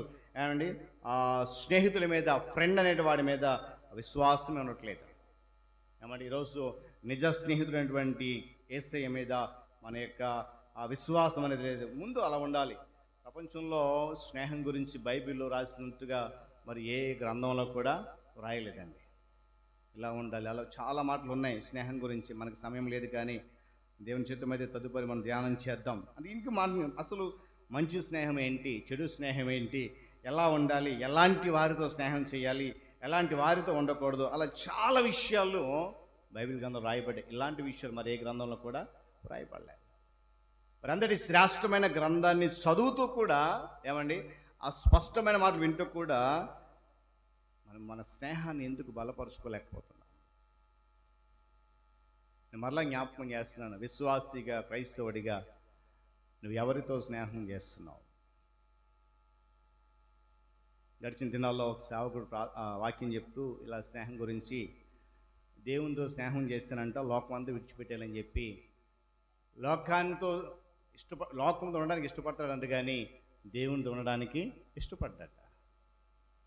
దేవునితో స్నేహం చేస్తే అబద్ధాలు చెప్పడం మానేయాలి. దేవునితో స్నేహం చేస్తే మోసం చేయడం మానేయాలి. దేవునితో స్నేహం చేస్తే ఏమండి ఏం చేయాలా? లోక సంబంధమైన అలవాట్లన్నీ కూడా విడిచిపెట్టేయాలి. అందుకే దేవునితో స్నేహం నాకు వద్దు. అది ఈరోజు మానవులైనటువంటి ఆలోచన. దేవుని దగ్గరికి వస్తే అన్నీ మానేయాలి. ఏమండి, నీకున్నటువంటి చెడు వ్యసనాలు అన్నీ మానేయాలి. అందుకొరకు దేవునితో స్నేహం చేయడానికి నువ్వు ఇష్టపడవు. గమనించవద్దు కదా సమయం. దేవుడు మనుషులను తన స్నేహితుడిగా ఎంచుకున్నాడు కాబట్టి ఆ స్నేహము మన ద్వారా అందరికీ పంచాలనేది ఆయన యొక్క ఉద్దేశం. ఏమండి, ఎవరైనా స్నేహంతో దైవిక సంబంధ విషయాలు మర్చిపోతారు. చూడండి, ఎవరైనా నీ స్నేహితుడు కలిసాడు అనుకోండి, ఆ స్నేహితుడితో కలిసినప్పుడు దైవ సంబంధమైన విషయాలు లేక ఆత్మ సంబంధ విషయాలు అన్నీ మర్చిపోతారంట. కేవలము లోక సంబంధం విషయాలు మాత్రమే చర్చిస్తూ ఉంటారని ఎన్ని గంటలైనా. ఏమండి, అంటే ఆ స్నేహము, ఆ లోక స్నేహము అంత మధురంగా ఉంటుంది మనుషులకి. దేవుని స్నేహం కొంచెం కష్టం అనిపిస్తూ ఉంటుంది, అందుకొరకే ఆ మాటలు మర్చిపోతూ ఉంటారు. అయితే బైబిల్లో చూడండి, సమూయేలు గ్రంథంలో ఒక ఇద్దరు స్నేహితులు ఉన్నారు. వారి కొరకు ఒక మాట చెప్పి ముగిస్తాను. చాలా మంచి స్నేహితులు, చెప్పండి. యోనాతాను, దావీదు. ఏమండి, వారు చాలా మంచి స్నేహితులు. ఎంత మంచి స్నేహితులు అంటే ఒకరి కొరకు ఒకరు ప్రాణం పెట్టినంత మంచి స్నేహితులు. యోనాతాను, దావీదు మంచి స్నేహితులుగా ఉన్నారు. చూడండి, అసలు యోనాతాను దావీదుతో స్నేహం జరగల కారణం ఏంటంటే, యోనాతాను దావీదులో ఒక శ్రేష్టమైన లక్షణాలను చూశాడు. ఏంటంటే దేవుని ఆత్మ దావీదులో ఉంది. ఆ విషయాన్ని గమనించాడు, గ్రహించాడు, చూడగలిగాడు, తను స్నేహం చేశాడు. అందుకే వారిద్దరి యొక్క స్నేహము గొప్ప ఆశీర్వాదంగా మారిపోయింది. ఏమండి, తండ్రిని, స్నేహితుడి కొరకు తండ్రిని ఎదిరించేటువంటి పరిస్థితి యోనాతానుకు వచ్చింది. అంటే చూడండి, వారి స్నేహంలో ఎంత నిజాయితీ ఉందో. అక్కడ ఒక మాట ఉంటుంది, సౌలు యోనాతాను దావీదుకు సపోర్ట్ చేస్తున్నాడని చెప్పి, లేక యోనాతాను వెనకేసుకుతున్నాడని చెప్పి సొంత కొడుకునే చంపాలనుకుని ఈటే విసురుతాడు. చూడండి, ప్రాణత్యాగానికైనా సిద్ధపడేటువంటి స్నేహితుడిగా యోనాతాను ఉన్నాడు. మరి ఈరోజు యేసుక్రీస్తు ప్రభువారు కూడా మన కొరకు ప్రాణత్యాగము పూర్తిగా, అంటే యోనాతాను అక్కడ తప్పించుకున్నాడు, కానీ యేసయ్య మన కొరకు తన ప్రాణాన్ని కాపాడుకోవడానికి ఏమాత్రం కూడా తప్పించుకోలేదు. అందుకే అక్కడ ఒక మాట చదివిన వాక్యంలో, నిజమైన స్నేహితుడు తన ప్రాణాన్ని పెడతాడు. దేవుని స్తోత్రం కలుగును గాక. చదవండి ఒకసారి ఆ మాట, 13వ వచనం. తన స్నేహితుల కొరకు తన ప్రాణము పెట్టువానికంటే ఎక్కువైన ప్రేమ గలవాడు ఎవడు కూడా లేడు. ఏమంటే ఆయన ప్రేమ ఎంతటిదంటే, మనలను తన స్నేహితులు ఎంచుకొని మన కొరకు తన ప్రాణం పెట్టేటువంటి శ్రేష్టమైనటువంటి దేవుడు. దేవుని స్తోత్రం కలుగును గాక. చూడండి, యోనాతాను దావీదుతో ఒప్పందం చేసుకున్నాడు. తండ్రి ఏమంటే దేవుడు తన కుమారుడిని మన రక్షణ క్రీస్తు ద్వారా మనమందరం కూడా ఆయనతో స్నేహితులు ఉండాలని, ఏమండి, ఆయన ఉద్దేశం, ఆయన కోరిక. అందుకే మనము మన కోసం కల్వరి శిలువలో తన ప్రాణత్యాగం చేసినటువంటి క్రీస్తు ప్రభు వారిని అనుసరిస్తూ ఆయన మనల్ని ఏ విధంగా అయితే స్నేహితులు ఎంచుకున్నాడో ఆ నిజమైన స్నేహం మనలో కావాలని కోరుకున్నాడు. అట్టి రీతిగా మన యొక్క విధానం ఉండాలి. కనుక ఈరోజు నీ స్నేహం ఎవరితో చేస్తున్నావు? నిజమైన స్నేహితుడు మన మేలు కోరుతాడు, గమనించాలి. నిజమైన స్నేహితుడు, సామెతలు ఒక మాట ఉంటుంది, మేలును కోరి స్నేహితుడు గాయములు చేస్తాడన్నమాట. అదేంటండి ఆ మాట? చాలామందికి అది ఎలా ఉంటుందంటే కొంచెం వ్యతిరేకమైనటువంటి మాటలు కనిపిస్తూ ఉంటుంది. 27వ సామెతలు ఉంటుంది, అక్కడ మాట ఉంటుంది, మేలు చేసి స్నేహితుడు చేసే గాయము కంటే మూర్ఖుడి చేతుల్లో గాయపడడం చాలా ప్రమాదం అంట. మేలు కోరే చేసి స్నేహితుడు నీ గాయం చేసినా పర్వాలేదు, ఆ గాయాన్ని భరించవచ్చు. అక్కడ ఒక మాట ఉంటుంది, అక్కడ చదవండి మీరు ఇంటికి వెళ్ళిన తర్వాత, సమయం లేదు మనకి. మరొకటి ఏంటంటే, నిజమైన స్నేహితుడు మనల్ని సంతోషపరుస్తాడు. గమనించాలి, నిజమైన స్నేహితుడు మన మేలు కోరతాడు. నేను అక్కడ మరలా జ్ఞాపకం చేస్తున్నాను, ఒకవేళ మనలో ఇక్కడ కూర్చున్న మనందరిలో నేను నిజమైన స్నేహితుడను, స్నేహితురాలని అనే ఆలోచన నీకుంటే నీ ప్రక్కవాడికి నువ్వు తప్పకుండా మేలు చేస్తావు. రెండోది ఏంటంటే, నువ్వు నిజమైన స్నేహితుడిగా ఉంటే నీ ద్వారా నీ ప్రక్కవాడు సంతోషిస్తాడు. నువ్వు నిజమైన స్నేహితుడిగా ఉంటే సామెతలు చెప్పాడు కదా, విడువక ప్రేమిస్తాడు. మరొక మాట ఏంటంటే, దాపరికం లేకుండా మాట్లాడతాడు నిజమైన స్నేహితుడు. ఏమంటే నిజమైన స్నేహితుడు ఏం చేస్తాడు? దాపరికాలు ఉండవు, ఏదైనా సూటిగా మాట్లాడతాడు, సూటిగా చెప్తాడు. చివరికి ఒక మాట ఏంటంటే, నిజమైన స్నేహితుడు మన కొరకు ప్రాణం పెడతాడు. దేవుని స్తోత్రం కలుగును కాక.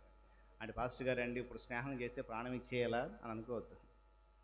ఒక మనిషి కొరకు మనము కొన్ని సార్లు చిన్నపాటి సహాయం చేయడానికే వెనకడుగు వేస్తూ ఉంటాం. చాలా క్లోజ్గా ఉంటాం, చాలా గమనించండి, ఈ మాట చెప్పి ముగిస్తాను. చాలా దగ్గరగా ఉంటాం, చాలా క్లోజ్గా ఉంటాం, కానీ ఒక చిన్న అవసరం వచ్చేసరికి సహాయం చేయాలని ఆలోచించేసరికి వెనకడుగు వేస్తాం. ఏమండి, ప్రాణం పెట్టాల్సిన అవసరం లేదు. నీ తోటి విశ్వాసంతో నిజమైన స్నేహం చేయగలిగితే, ఆత్మీయంగా నువ్వు అదే దేవుడి నుండి కోరుకునేటువంటి గొప్ప సంకల్పం. దేవుని స్తోత్రం కలుగును కాక. కాబట్టి నిజమైన స్నేహితుడు యేసుక్రీస్తు ప్రభువారు కనుక మనం ఆయన అనుసరిస్తూ ఆయన మనతో చేసిన స్నేహం విలువలను గ్రహించి దానిని అనేక మందికి చాటిద్దాం. ఎందుకంటే మనము లోక సంబంధం అయితే లోకం మనల్ని స్నేహిస్తుంది, కానీ మనము లోక సంబంధులము కాదు. కనుక ఈరోజు గమనించుకో, ఆలోచించుకో ప్రియ దేవుని బిడ్డ విశ్వాసి, నీ స్నేహం ఎవరితో? నేను మరలా ఒక మాట జ్ఞాపకం చెప్పిన మాటే, మనం బాగున్నప్పుడు వచ్చి చూసేవాడు, మన దగ్గర డబ్బు ఉన్నప్పుడు వచ్చి మాట్లాడేవాడు, మనం ఏదైనా చేయగలం, మన దగ్గర ఒక పవర్ ఉంది అని చెప్పి మన దగ్గరకు వచ్చేవాడు నిజమైన స్నేహితుడు కాదు. అలాంటి వాడిని నువ్వు నమ్మొద్దు. అది నేను చెప్తున్న మాట కాదు, బైబిల్ చెప్తున్న మాట. అలాంటి వాడిని నువ్వు నమ్మాల్సిన అవసరం లేదు.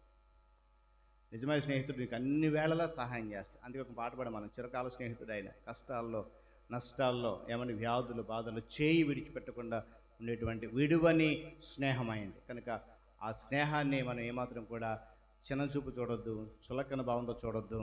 అది విలువైన స్నేహాన్ని గ్రహించి నీ స్నేహాన్ని కూడా అలా బలపరచుకోగలిగితే నీ విశ్వాసము, నీ ఆత్మీయ జీవితము దినదినము అభివృద్ధి చెందుతుంది. పరిశుద్ధాత్మ దేవుడు నేను దీవిస్తాడు. దేవుడి మాటలు మన కొరకు దీవించును గాక. తలలోంచి కళ్ళు మూసుకునండి, చిన్న ప్రార్థన చెప్తాం. తలలోంచి కళ్ళు మూసుకుందాం, ప్రార్థన చేద్దాం. అందరూ కూడా, ఎవరు కూడా దయచేసి కళ్ళు తెరిచి చూడొద్దండి. కొద్దిని 2-3 నిమిషాలు నిజంగా మరి ఆయన యొక్క ఉన్నతమైన ప్రేమ మనలను స్నేహితులు అని పిలుస్తుంది. ఎవరండి మనల్ని పిలిచేది? నువ్వు ఒక ఉన్నతమైన స్థితిలో ఉన్నప్పుడు, నువ్వు అందరినీ శాసించగలిగే స్థితిలో ఉన్నప్పుడు, నీ దగ్గర విస్తారంగా ధనం ఉన్నప్పుడు, ఏదైనా చేయగల శక్తి నీలో ఉన్నప్పుడు నీ దగ్గరికి వస్తారు అనేక మంది. వాళ్ళు నీ నిజమైన స్నేహితులు కాదు.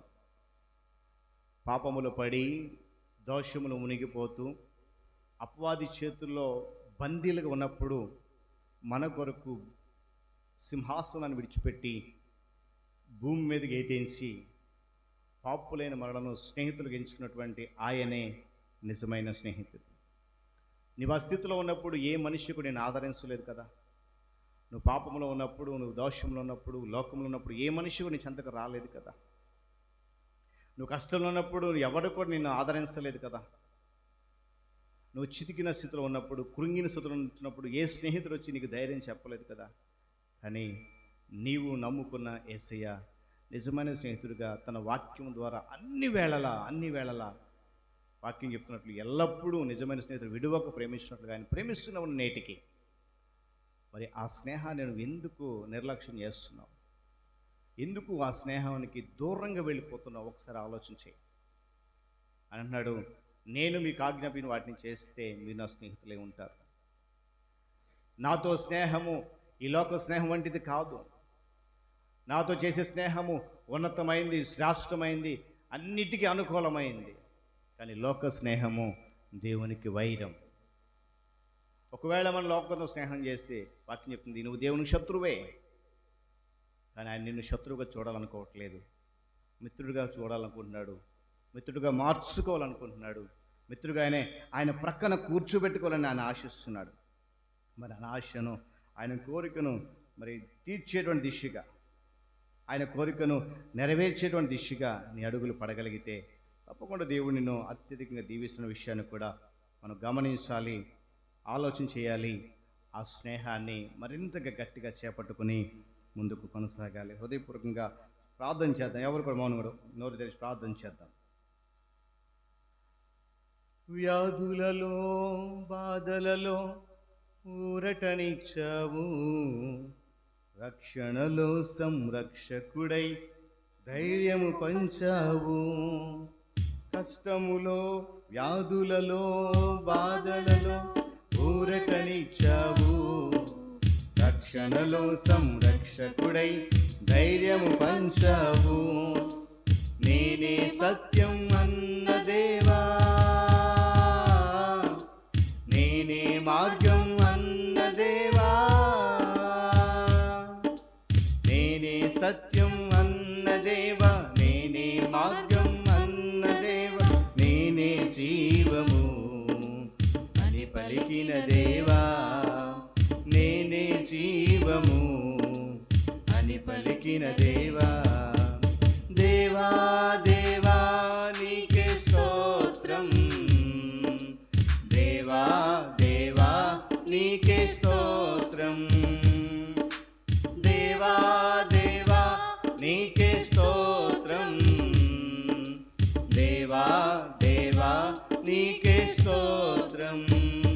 నీవు నా తోడు ఉన్నావయ్యా, నాకు భయమేల నా యేసయ్యా. నీవు నాతోనే ఉన్నావయ్యా, నాకు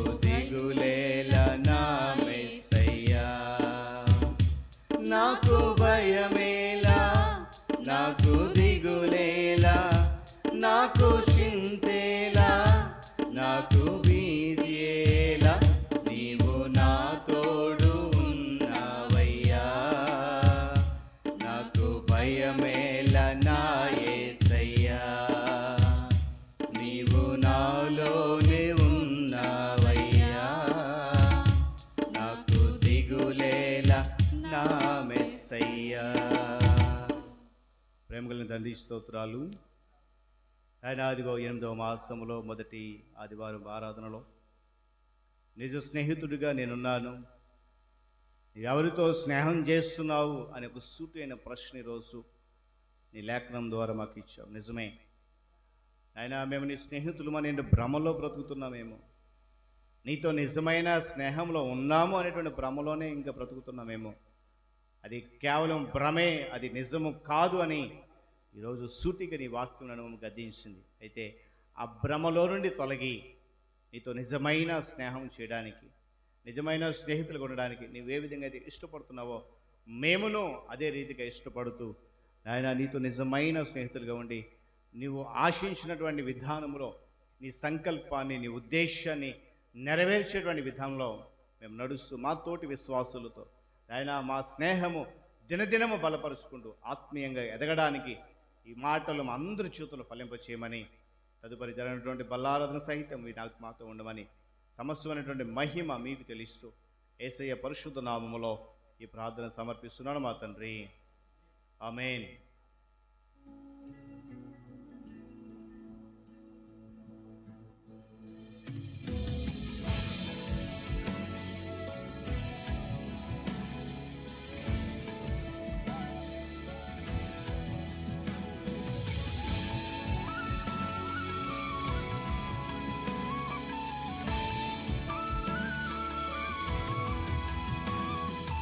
నాతో ఉన్నాడు,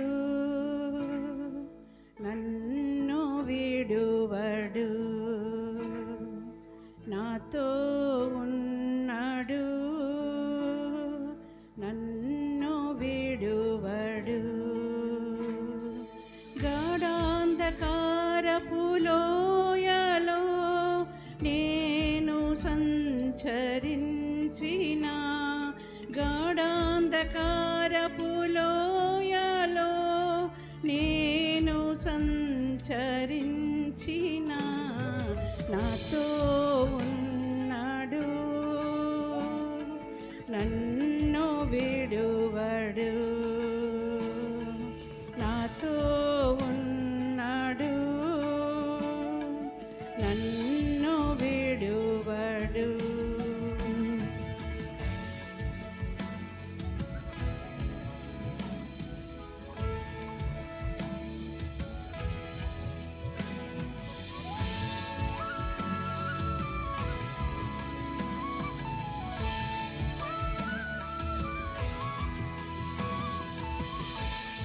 ఎవ్వారు లేని చోటలో ఉంటాడు నా ప్రక్కనే, కనుమేరలో ఎవ్వారు లేనప్పుడు కన్నులు మూస్తే కనిపిస్తాడు.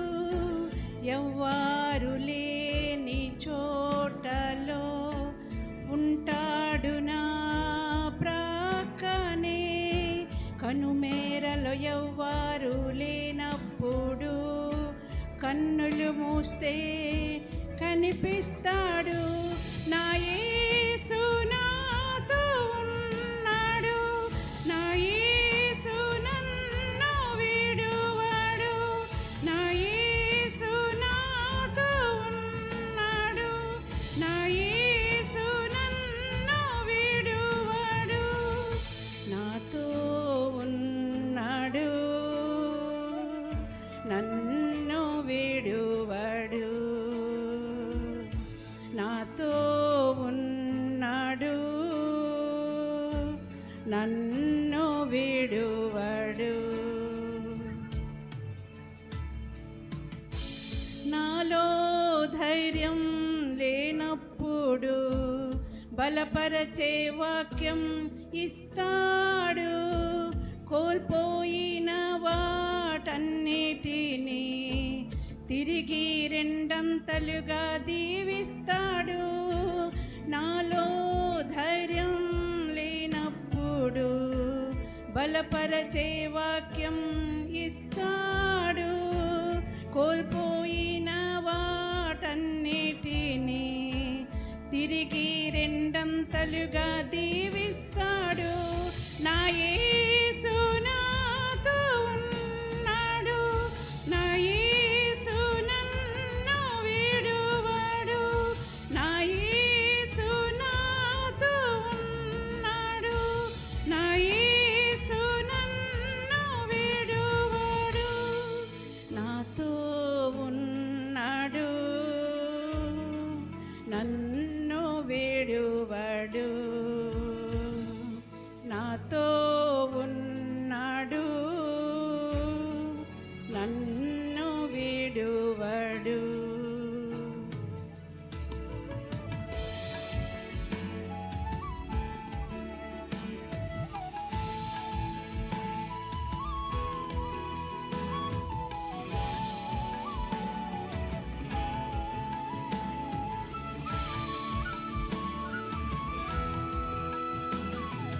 విడువడు నన్నెన్నాడు, మాట తప్పని నా దేవుడు.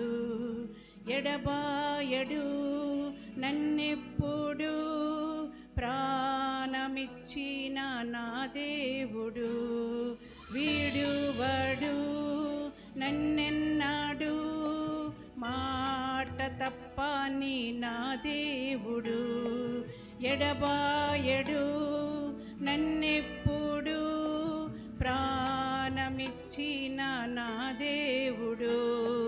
విడువడు నన్నెన్నాడు, మాట తప్పని నా దేవుడు.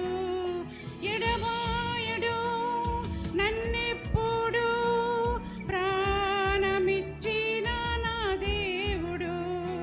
విడువడు నన్నెన్నాడు, మాట తప్పని నా దేవుడు. ఎడబాయడు నన్నెప్పుడు, ప్రాణమిచ్చిన నా దేవుడు. నాతో ఉన్నాడు, నన్ను విడువడు, నాతో ఉన్నాడు, నన్ను విడువడు, నాతో ఉన్నాడు. Thank you. దేవునికి స్తోత్రం. హల్లెలూయా. మరి యొక్క ఆగస్టు నెలలో మొదటి ఆదివారం దేవుడు ఇచ్చిన విధానం బట్టి దేవునికి వందనాలు. సమయంలో సంఘ పాస్టర్ గారికి, పాస్టర్ గారికి, సంఘ పెద్దలకు, అదేవిధంగా మా మధ్యలో మరి రామిరెడ్డి గారు ఉన్నారు, మరి కళ్యాణి బెహ్రా గారు, అదేవిధంగా మరి ఇటీవల సర్జరీ చేసుకొని లలితకు కూడా మన మధ్య ఉండడం చాలా సంతోషం. వారందరికీ కూడా ప్రేమపూర్వక మరి వందనాలు తెలియజేస్తా ఉన్నాను. మరి ఇక్కడ మనం ముందుగా మరి ఈరోజు పాస్టర్ గారు అంశం విన్నాం. ఏంటది? స్నేహితుడు. అంటే ఈరోజు స్నేహితుల దినోత్సవం కాబట్టి పాస్టర్ గారు చక్కగా అంశం చెప్తూ, అంటే ఎవరు నిజమైన స్నేహితుడు? యేసే నిజమైన స్నేహితుడు అని పాస్టర్ గారు చాలా చక్కగా చెప్పిన విధానం బట్టి పాస్టర్ గారికి వందనాలు. మరి సాక్ష్యాలు విన్నాం. మరి ఈరోజు చాలా ఎక్కువ సాక్ష్యాలు విన్నాం. హేమలత మరి లారెన్స్ గారు తన బర్త్డే మరి చెప్తూ, మరి ఇటీవల తనకి తన కుమారుడికి ఆ యొక్క కారు ప్రమాదం నుంచి ఏ విధంగా దేవుడు తప్పించాడు, మరి దేవునికి మరి స్తోత్రం చెల్లించారు. అదేవిధంగా మరి పార్వతి కూడా మరి లేట్ అయింది. తను కూడా ఈ మధ్యన తను పడిపోతూ మరి తను ఉదయం ఫోన్ చేసింది, చనిపోయే పరిస్థితి. ఎవరో ఒకరు వచ్చి నాకు పట్టుకున్నారు. అన్నాను, ఎవరో కాదు అమ్మా, నీకు ఆ దేవుడు తోడినాడుగా ఉన్నాడు, దేవుడే కాపాడాడు కాబట్టి ఈరోజు సజీవు లెక్కన నువ్వు వస్తావు చర్చికని చెప్పాను. పార్వతి బట్టి ప్రార్థన చేయండి. అదేవిధంగా మరి పాస్టర్ గారు కూడా చేశారు, మన సాక్ష్యం చెప్పారు. మరి తన జీవితం నిజంగా మరి పెర్సీ విషయంలో తనకి ఫేవర్ అవ్వటం, పాస్టర్ గారు పడిపోవటం, అన్నీ ఒకదానికొకటి ఆ సంఘటనలు అంటూ పాస్టర్ గారు చాలా చెప్తూ, ఇవన్నిటినీ అధిగమించామంటే కేవలం దేవుని యొక్క కృప మా పైన ఉందనేసి పాస్టర్ గారు చెప్పారు. అదేవిధంగా లలిత గారు కూడా మరి తను చెప్తూ, నేను అనుకున్నాను ఈరోజు రారేమో అనుకున్నాను. తను అన్నారు ఒక మాట, అంత దూరం నుంచి సర్జరీ వైజాగ్ నుంచి ఇక్కడ తీసుకొచ్చారు. మరి ఈ ఆదివారం నేను పాతపట్నం నుంచి ఇక్కడ నేను రాలేనా అనే ఆలోచనతో వచ్చాను. లలితక్క, నిజంగా లలితక్క వదనాలు. తన గురించి కూడా ప్రార్థన చేయండి. మరి అబ్రహాం కూడా మరి తను చెప్పాడు, మరి తను యొక్క ముడుకులు నొప్పి అవన్నీ కూడా ఏ విధంగా దేవుడు తీర్చాడో మరి తన బట్టి కూడా ప్రార్థన చేయండి. అదేవిధంగా మన మధ్యలో రత్నమ్మ గారు ఉన్నారు, రామిరెడ్డి గారి వారి మిస్సెస్. మరి రత్నమ్మ గారి గురించి గతంలో మనం చెప్పుకున్నాం. నేను చెప్పాను, ప్రతిరోజు కూడా మన యొక్క ఎజెండాలో రత్నం గారి గురించి ఉండాలి. ఎందుకంటే దేవుడు చాలా చాలా అద్భుతం. డాక్టర్లు అసాధ్యం కానిది దేవుడు సాధ్యపరిచాడు. మరి అతన్ని సజీవ లెక్కన మనకి ఈరోజు సంఘంలో తెచ్చిన విధానం బట్టి మరి దేవునికి వందనాలు. మరి తన గురించి కూడా ప్రార్థన చేయాలని కోరుతూ ఉన్నాడు. అదేవిధంగా మన మధ్యలో మరి సలోమి తన తమ్ముడు ఇటీవల మరి గత కాలంలో మరి వివాహం జరిగింది. వారికి ఒక కుమారుడు పుట్టాడు. అయితే నిన్నటి రాత్రి ఆ కుమారుడికి చాలా సీరియస్ అయింది. ప్రస్తుతం శ్రీకాకుళంలో ఆ యొక్క హాస్పిటల్లో మరి ఆ యొక్క ఐసీయూలో ఉన్నాడు. మరి నిజంగా రాజాలు వచ్చి ఉదయం చెప్పాడు, చాలా ప్రమాదంలో మేము ఉన్నాం. ఉదయమే నేను శ్రీకాకుళం నుంచి వచ్చాను, హాస్పిటల్ నుంచి. ఆ యొక్క అందరూ కూడా నేను రిక్వెస్ట్ చేస్తే ఏంటంటే మాస్టర్ గారితో పాటు అందరికి కూడా ఆ బాబు గురించి, అంటే ఆ బాబు క్షేమంగా ఉండాలి, క్షేమంగా ఉండి ఆ తల్లిదండ్రులు మన సంఘానికి రావాలి. వాళ్ళ గురించి మరి అందరూ కూడా ప్రార్థన చేయండి. ఆ బాబు గురించి మరలా వీళ్ళ ఆరాధన అయిన తర్వాత అక్కడికే వెళ్తారు కాబట్టి మరి ఆ బాబు గురించి ఒక మంచి వార్త మనకి రావాలి, గమనించాలి. అదేవిధంగా ఈరోజు మరి ప్రభు బల్ల అయిన తర్వాత యథావిధిగా లంచ్ కార్యక్రమం ఉంటుంది, భోజనాలు. ఈ భోజనాలు మరి ప్రియులు సాయం గారు ఎప్పటి నుంచో ఇచ్చారు. ఆ సాయం గారికి వందనాలు తెలియజేస్తా ఉన్నాం. మరి ఈరోజు సాయంత్రం మరి యథావిధిగా ఏముంటుంది, సువార్త. అయితే ఇప్పుడు ఈ సువార్త చిన్న డిఫరెంట్గా ఎప్పుడు మన ఊర్లో చేసేవాళ్ళం, ఈరోజు ధనుపురం వెళ్ళాలని ఆశపడుతున్నాం. ప్రక్కనటువంటి ధనుపురం కాబట్టి ఎప్పుడు 6:30 కదా, 6 గంటలకే ఈరోజు రావాలి. 6 గంటలకు ఇక్కడికి వస్తే వస్తాం. ఫోన్లు దయచేసి మరి చెయ్యం, గమనించండి. చాలా మంది ఫోన్స్ మీద డిపెండ్ అవ్వకండి. మరి ఇది చెప్పామంటే ఇదే ఒక అన్ని డైరెక్ట్గా చెప్పడం, ఫోన్ కాల్ అన్నీ కూడా ఇదే. దయచేసి మరి 6 గంటలకి అందరూ ఇక్కడ ఉంటే మరి ఒక్కొక్కటి గమనించండి.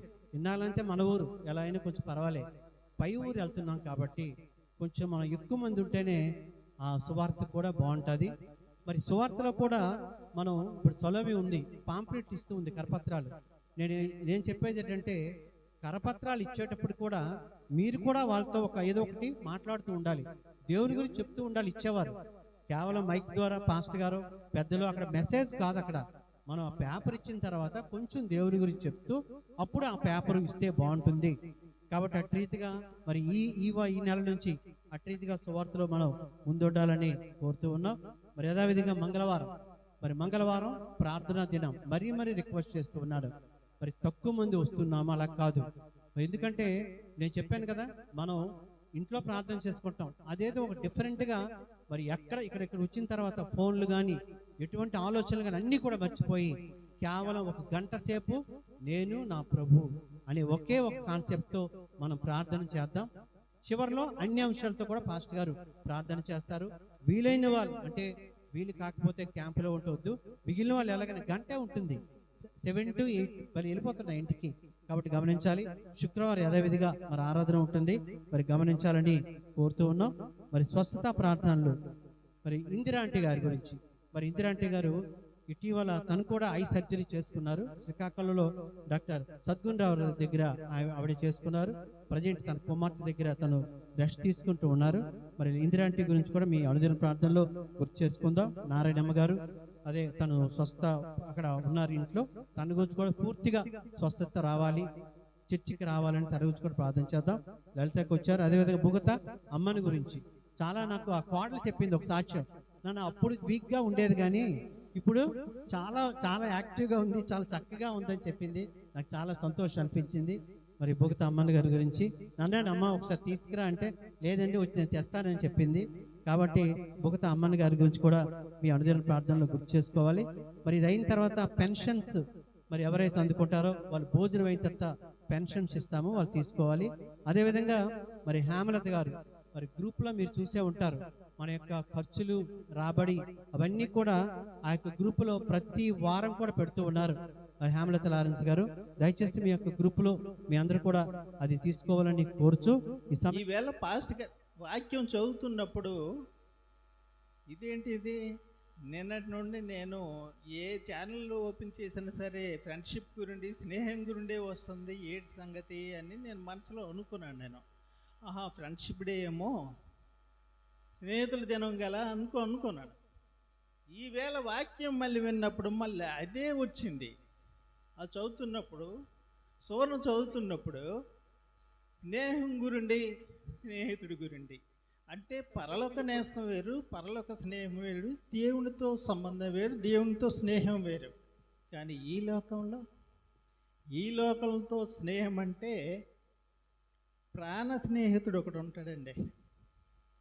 అందరు స్నేహితులు అంటే నీ డబ్బు కాసించో, నీ ఆస్తిపాస్తులు కాసించో, నీ పలుకుబడి కాసించో నీ వెంట పడవచ్చు, స్నేహం చేయొచ్చు. కానీ స్నేహితుడికేమో, నిజమైన స్నేహితుడికి ఇది పేద, ధనము, రాజు అని భేదం ఉండకుండా ప్రేమిస్తాడు. ఆ తరువాత అమ్మ ప్రేమలో మాత్రం ఎలాంటి కల్మషం ఉండదు, ఎలాంటి అరమరకు ఉండదు. అలాగే నాన్న ప్రేమలో కూడా ఎలాంటి హెచ్చుతగ్గులు ఉండవు, ఎలాంటి మర్మము, మాయలు ఉండవు. ఈ లోకంలో ఈ ముగ్గురు ప్రేమ గొప్పదండి నాకు తెలిసినంత వరకు. ఒకవేళ నిజమైన స్నేహితుడైతే తండ్రికి ఆస్తిపాస్తులు ఉన్నంత వరకు ఏమో పిల్లలందరూ చుట్టూ చేరిపి అలగా ఇలగల నానా సపర్యలు చేస్తారు.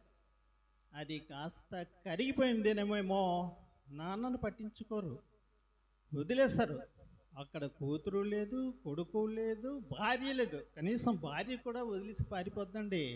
కానీ నిజమైన స్నేహితుడు మాత్రం నీ కట్టి కాలే వరకు మాత్రం నీ వెంటే ఉంటాడు. అది నిజమైన స్నేహం.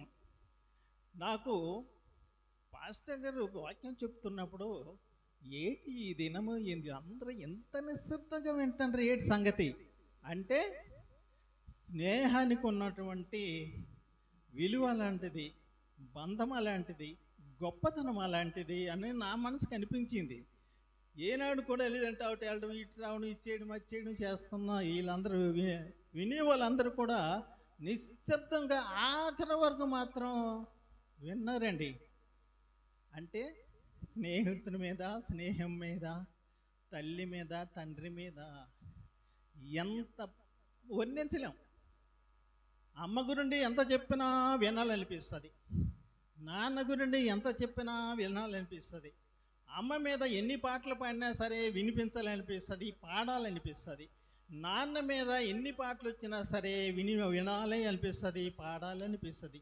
అలాగే స్నేహితుడి మీద, స్నేహం మీద కూడా ఎన్ని పాటలు విన్నా సరే తనివి తీరదండి. ఈ వాక్యాన్ని దేవుడు దీవించు. అందరూ లేచి నిలబడదాం.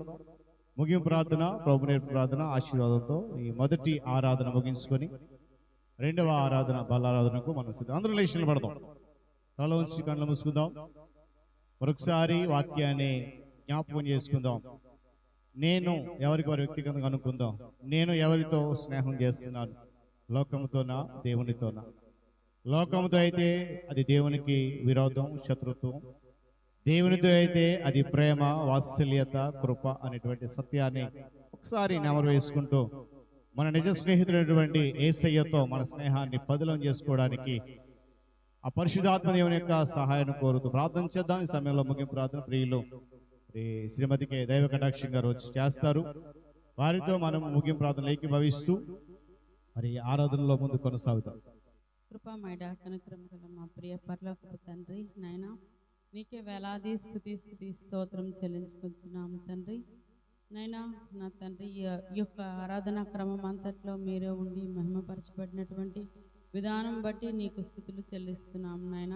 గొప్ప దేవా నా తండ్రి, మా ఎడ్ల నీకుండేటువంటి ప్రేమను బట్టి నాయన, నీ యొక్క కనికరాన్ని బట్టి ఈరోజు నా తండ్రి నీ సన్నిధిలో మేము విజ్ఞాపన చేయడానికి, నిన్ను స్తుతించడానికి, నిన్ను గణపరచడానికి నాయన, నీ వాక్యంలో ఉండే సత్యములను మేము గ్రహించడానికి మా జీవితంలో ఇచ్చిన ఈ అవకాశమును బట్టి స్తుతి స్తోత్రాలు ప్రభువా. నా తండ్రి నాయన నిజమైనటువంటి స్నేహితుడు విడువక ప్రేమిస్తాడని ప్రభువా, నీ వాక్యము నీ దాసుని ద్వారా నువ్వు సెలవిచ్చిన విధానమును బట్టి తన యొక్క స్నేహితుల కొరకై ప్రాణము పెడతాడు అనేటటువంటి నాయన నీ వాక్యమును బట్టి నీకు స్తుతులు చెల్లిస్తున్నాం తండ్రి. నిజముగా నా తండ్రి మేము దాసులము అని పిలువబడకుండా నీ స్నేహితులము అని పిలువబడడానికి నాయన మాకు యోగ్యత లేనప్పటికీ నా తండ్రి నాయన నిజమైన ద్రాక్షావల్లమైన నీతో నా తండ్రి మేము అంటుకట్టబడి జీవించగలిగితే నా తండ్రి అబ్రహాము వలె నా తండ్రి నాయన నీ మాటను మేము వినగలము, నిన్ను మేము వెంబడించగలము నా తండ్రి. నైనా అబ్రహాముకి ఎలాగైతే నా తండ్రి నైనా ప్రతి విషయమును నా తండ్రి నువ్వు తెలియజేయడం ద్వారా నా తండ్రి నైనా లోతు యొక్క జీవితంలో నా తండ్రి నీ ఆశ్చర్యమైనటువంటి నైనా క్రియను నా తండ్రి ఆ కుటుంబము చవి చూడడానికి నా తండ్రి నువ్వు కృప చూపావు. అయినప్పటికీ నా తండ్రి లోకముతో స్నేహం చేసే జీవితమునైనా లోతు భార్యలో ఉండేటప్పుడు నైనా ఆమె ఎలా ఉంది అనేటువంటిది కూడా మేము గమనిస్తున్నాం ప్రభా. మరి అలాగనే నా తండ్రి నైనా యోనాతాను అలాగనే దావీదు యొక్క స్నేహం విషయంలో కూడా నా తండ్రి నైనా తన ప్రాణమును పెట్టడానికి కూడా నా తండ్రి సిద్ధపడేటటువంటి ఆ స్నేహము నైనా నిజముగా నా తండ్రి ఈ వాక్యము నా తండ్రి మా జీవితంలో మేము ఎవరితో స్నేహం చేస్తున్నాము అనేది నా తండ్రి మమ్మల్ని మేము పరిశీలన చేసుకోవడానికి నాయనా నీ దాసుని ద్వారా నా తండ్రి మాకు హెచ్చరించిన విధానమును బట్టి నీకు స్తుతులు చెల్లిస్తున్నాము తండ్రి. నాయనా నీ వాక్యము నా తండ్రి నాయన అద్దము వంటిదని నాయన సుత్తి వంటిదని నీవు దహించు అగ్ని వంటి వాడవై ఉన్నావని ప్రభా సెలవిస్తునేటప్పుడు నైనా నీ వాక్యాన్ని నా తండ్రి మా హృదయంలో మండగలగడానికి నా తండ్రి నైనా నీవిచ్చిన కృప కొరకు వందనాలు చెల్లిస్తున్నాం. నిజమే నా తండ్రి మా తల్లి తండ్రితో పాటు మాకుండేటటువంటి ఒక నిజమైన స్నేహితులు కూడా ఉంటారు. ఎందుకంటే నా తండ్రి వారి దుర్దర్శలో నా తండ్రి నైనా మాకు సహోదరుడు వలె ఆదుకుంటాడని ప్రభా నువ్వు సామెతల్లో నైనా రచింపజేసిన విధానమును బట్టి వందనాలు చెల్లిస్తున్నాం తండ్రి. అట్టి అనుభవాలు మా జీవితంలో ఉండేటప్పుడు మాకెవ్వరు ఎలాంటి సహాయము చేయలేరు అనేటువంటి పరిస్థితుల్లో నా తండ్రి మేము మా వ్యక్తిగత జీవితాల్లో వెళ్ళేటప్పుడు ప్రభా నైనా నా తండ్రి నువ్వు నా తండ్రి ప్రేరేపణ ద్వారా కావచ్చు, నీ ఆత్మ నడిపింపు ద్వారా కావచ్చు, ఏమైనప్పటికీ నా తండ్రి నైనా మా జీవితాల్లో నువ్వు ఆశ్చర్యమైనటువంటి నీ వెలుగుతో నా తండ్రి నైనా మేము జీవించడానికి నైనా అట్టి నీ కృపతో మమ్మల్ని బలపరుస్తున్నందుకు వందనాలు. విత్తబడినటువంటి వాక్యమునైనా వినినటువంటి మా జీవితాల్లో నూరింతలైనటువంటి ఫలింపును దయచేయమని అడుగుతున్నాను. విత్తినటువంటి నీ దాసుని నాయన మరి అలాగనే నా తండ్రి నీ దాసురాలను కూడా ఆ కుటుంబమును వారికి ఉండేటువంటి బలహీన పరిస్థితుల నుంచి నాయన నీ చేతులకు అప్పగిస్తున్నాం తండ్రి. బలపరచండి, లేవనెత్తండి. ఎందుకంటే నాయన నా తండ్రి నువ్వు ప్రేమించే కుమారుడిని నా తండ్రి నాయన నువ్వు శిక్షిస్తావని ప్రభా నీ వాక్యము నా తండ్రి సెలవిచ్చేటప్పుడు అది శారీరకమైన శ్రమైనా కావచ్చు, లేకపోతే నా తండ్రి నాయన మేము ఆత్మీయమైనటువంటి పోరాటములు నా తండ్రి మా వ్యక్తిగతంగా మా హృదయంలో మేము పోరాడేటప్పుడు ప్రభా నా తండ్రి నాయన మేము ఆత్మ ఖడ్గమును ధరించగలిగినటువంటి శక్తివంతులము కాగలగడానికి నాయన వాటిని జయించగలగడానికి నా తండ్రి నాయన నువ్వు కృప చూపుతున్నావు, బలపరుస్తున్నావు. కనుక నా రాజా నీ బిడ్డను నా తండ్రి ఆ కుటుంబమును నీ దయగల హస్తముల కింద భద్రపరచండి నాయనా. అలాగనే నా తండ్రి ఇక్కడికి నాయన నీ ఆలయంలో వారి వారి బలహీనతల నిమిత్తమై మా వ్యక్తిగత జీవితంలో ఉండే అక్కరల నిమిత్తమై కూడా నీ సన్నిధిలో పెడుతునేటప్పుడు నాయనా నువ్వు మమ్మల్ని లేవనెత్తు, మమ్మల్ని బలపరుస్తూ మమ్మల్ని ఆదుకుంటున్నందుకు వందనాలు నాయనా. నా తండ్రి మా వలే నా తండ్రి ఆయా ఆరాధన క్రమంలో ఎక్కడెక్కడైతే నిన్ను స్తుతిస్తున్నారో నాయన ప్రతి ప్రదేశంలో కూడా నీ ఆత్మతో నింపండి. అలాగనే నా తండ్రి నాయన మరి నీ యొక్క బల్లను కూడా నువ్వు సిద్ధపాటు మా కొరకు చేసి ఉంటుండగా దాని కొరకు సిద్ధపడగలిగినటువంటి మనస్సులు మాకు దయచేయమని యేసు పరిశుద్ధ నామమున త్వనీయంతో బ్రతిమలాడి వేడుకొనుచున్నాం తండ్రి. ఆమేన్.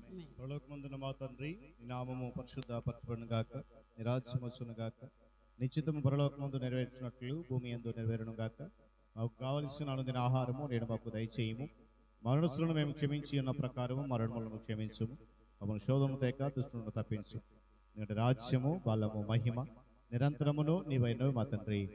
ఆమేన్. పరమతుడైన దేవుని ప్రేమ, రక్షకుడైన యేసయ్య కృప, పరిశుద్ధాత్మ దేవుని సహవాసం, ఆయన సన్నిధి కాపుదల ఈ రోజున మనకు మన కుటుంబాలుగా సంఘానికి బలను సంభవించిన ప్రతి వ్యక్తికి సదాకాలము తోడని నడిపించును గాక. ఆమేన్.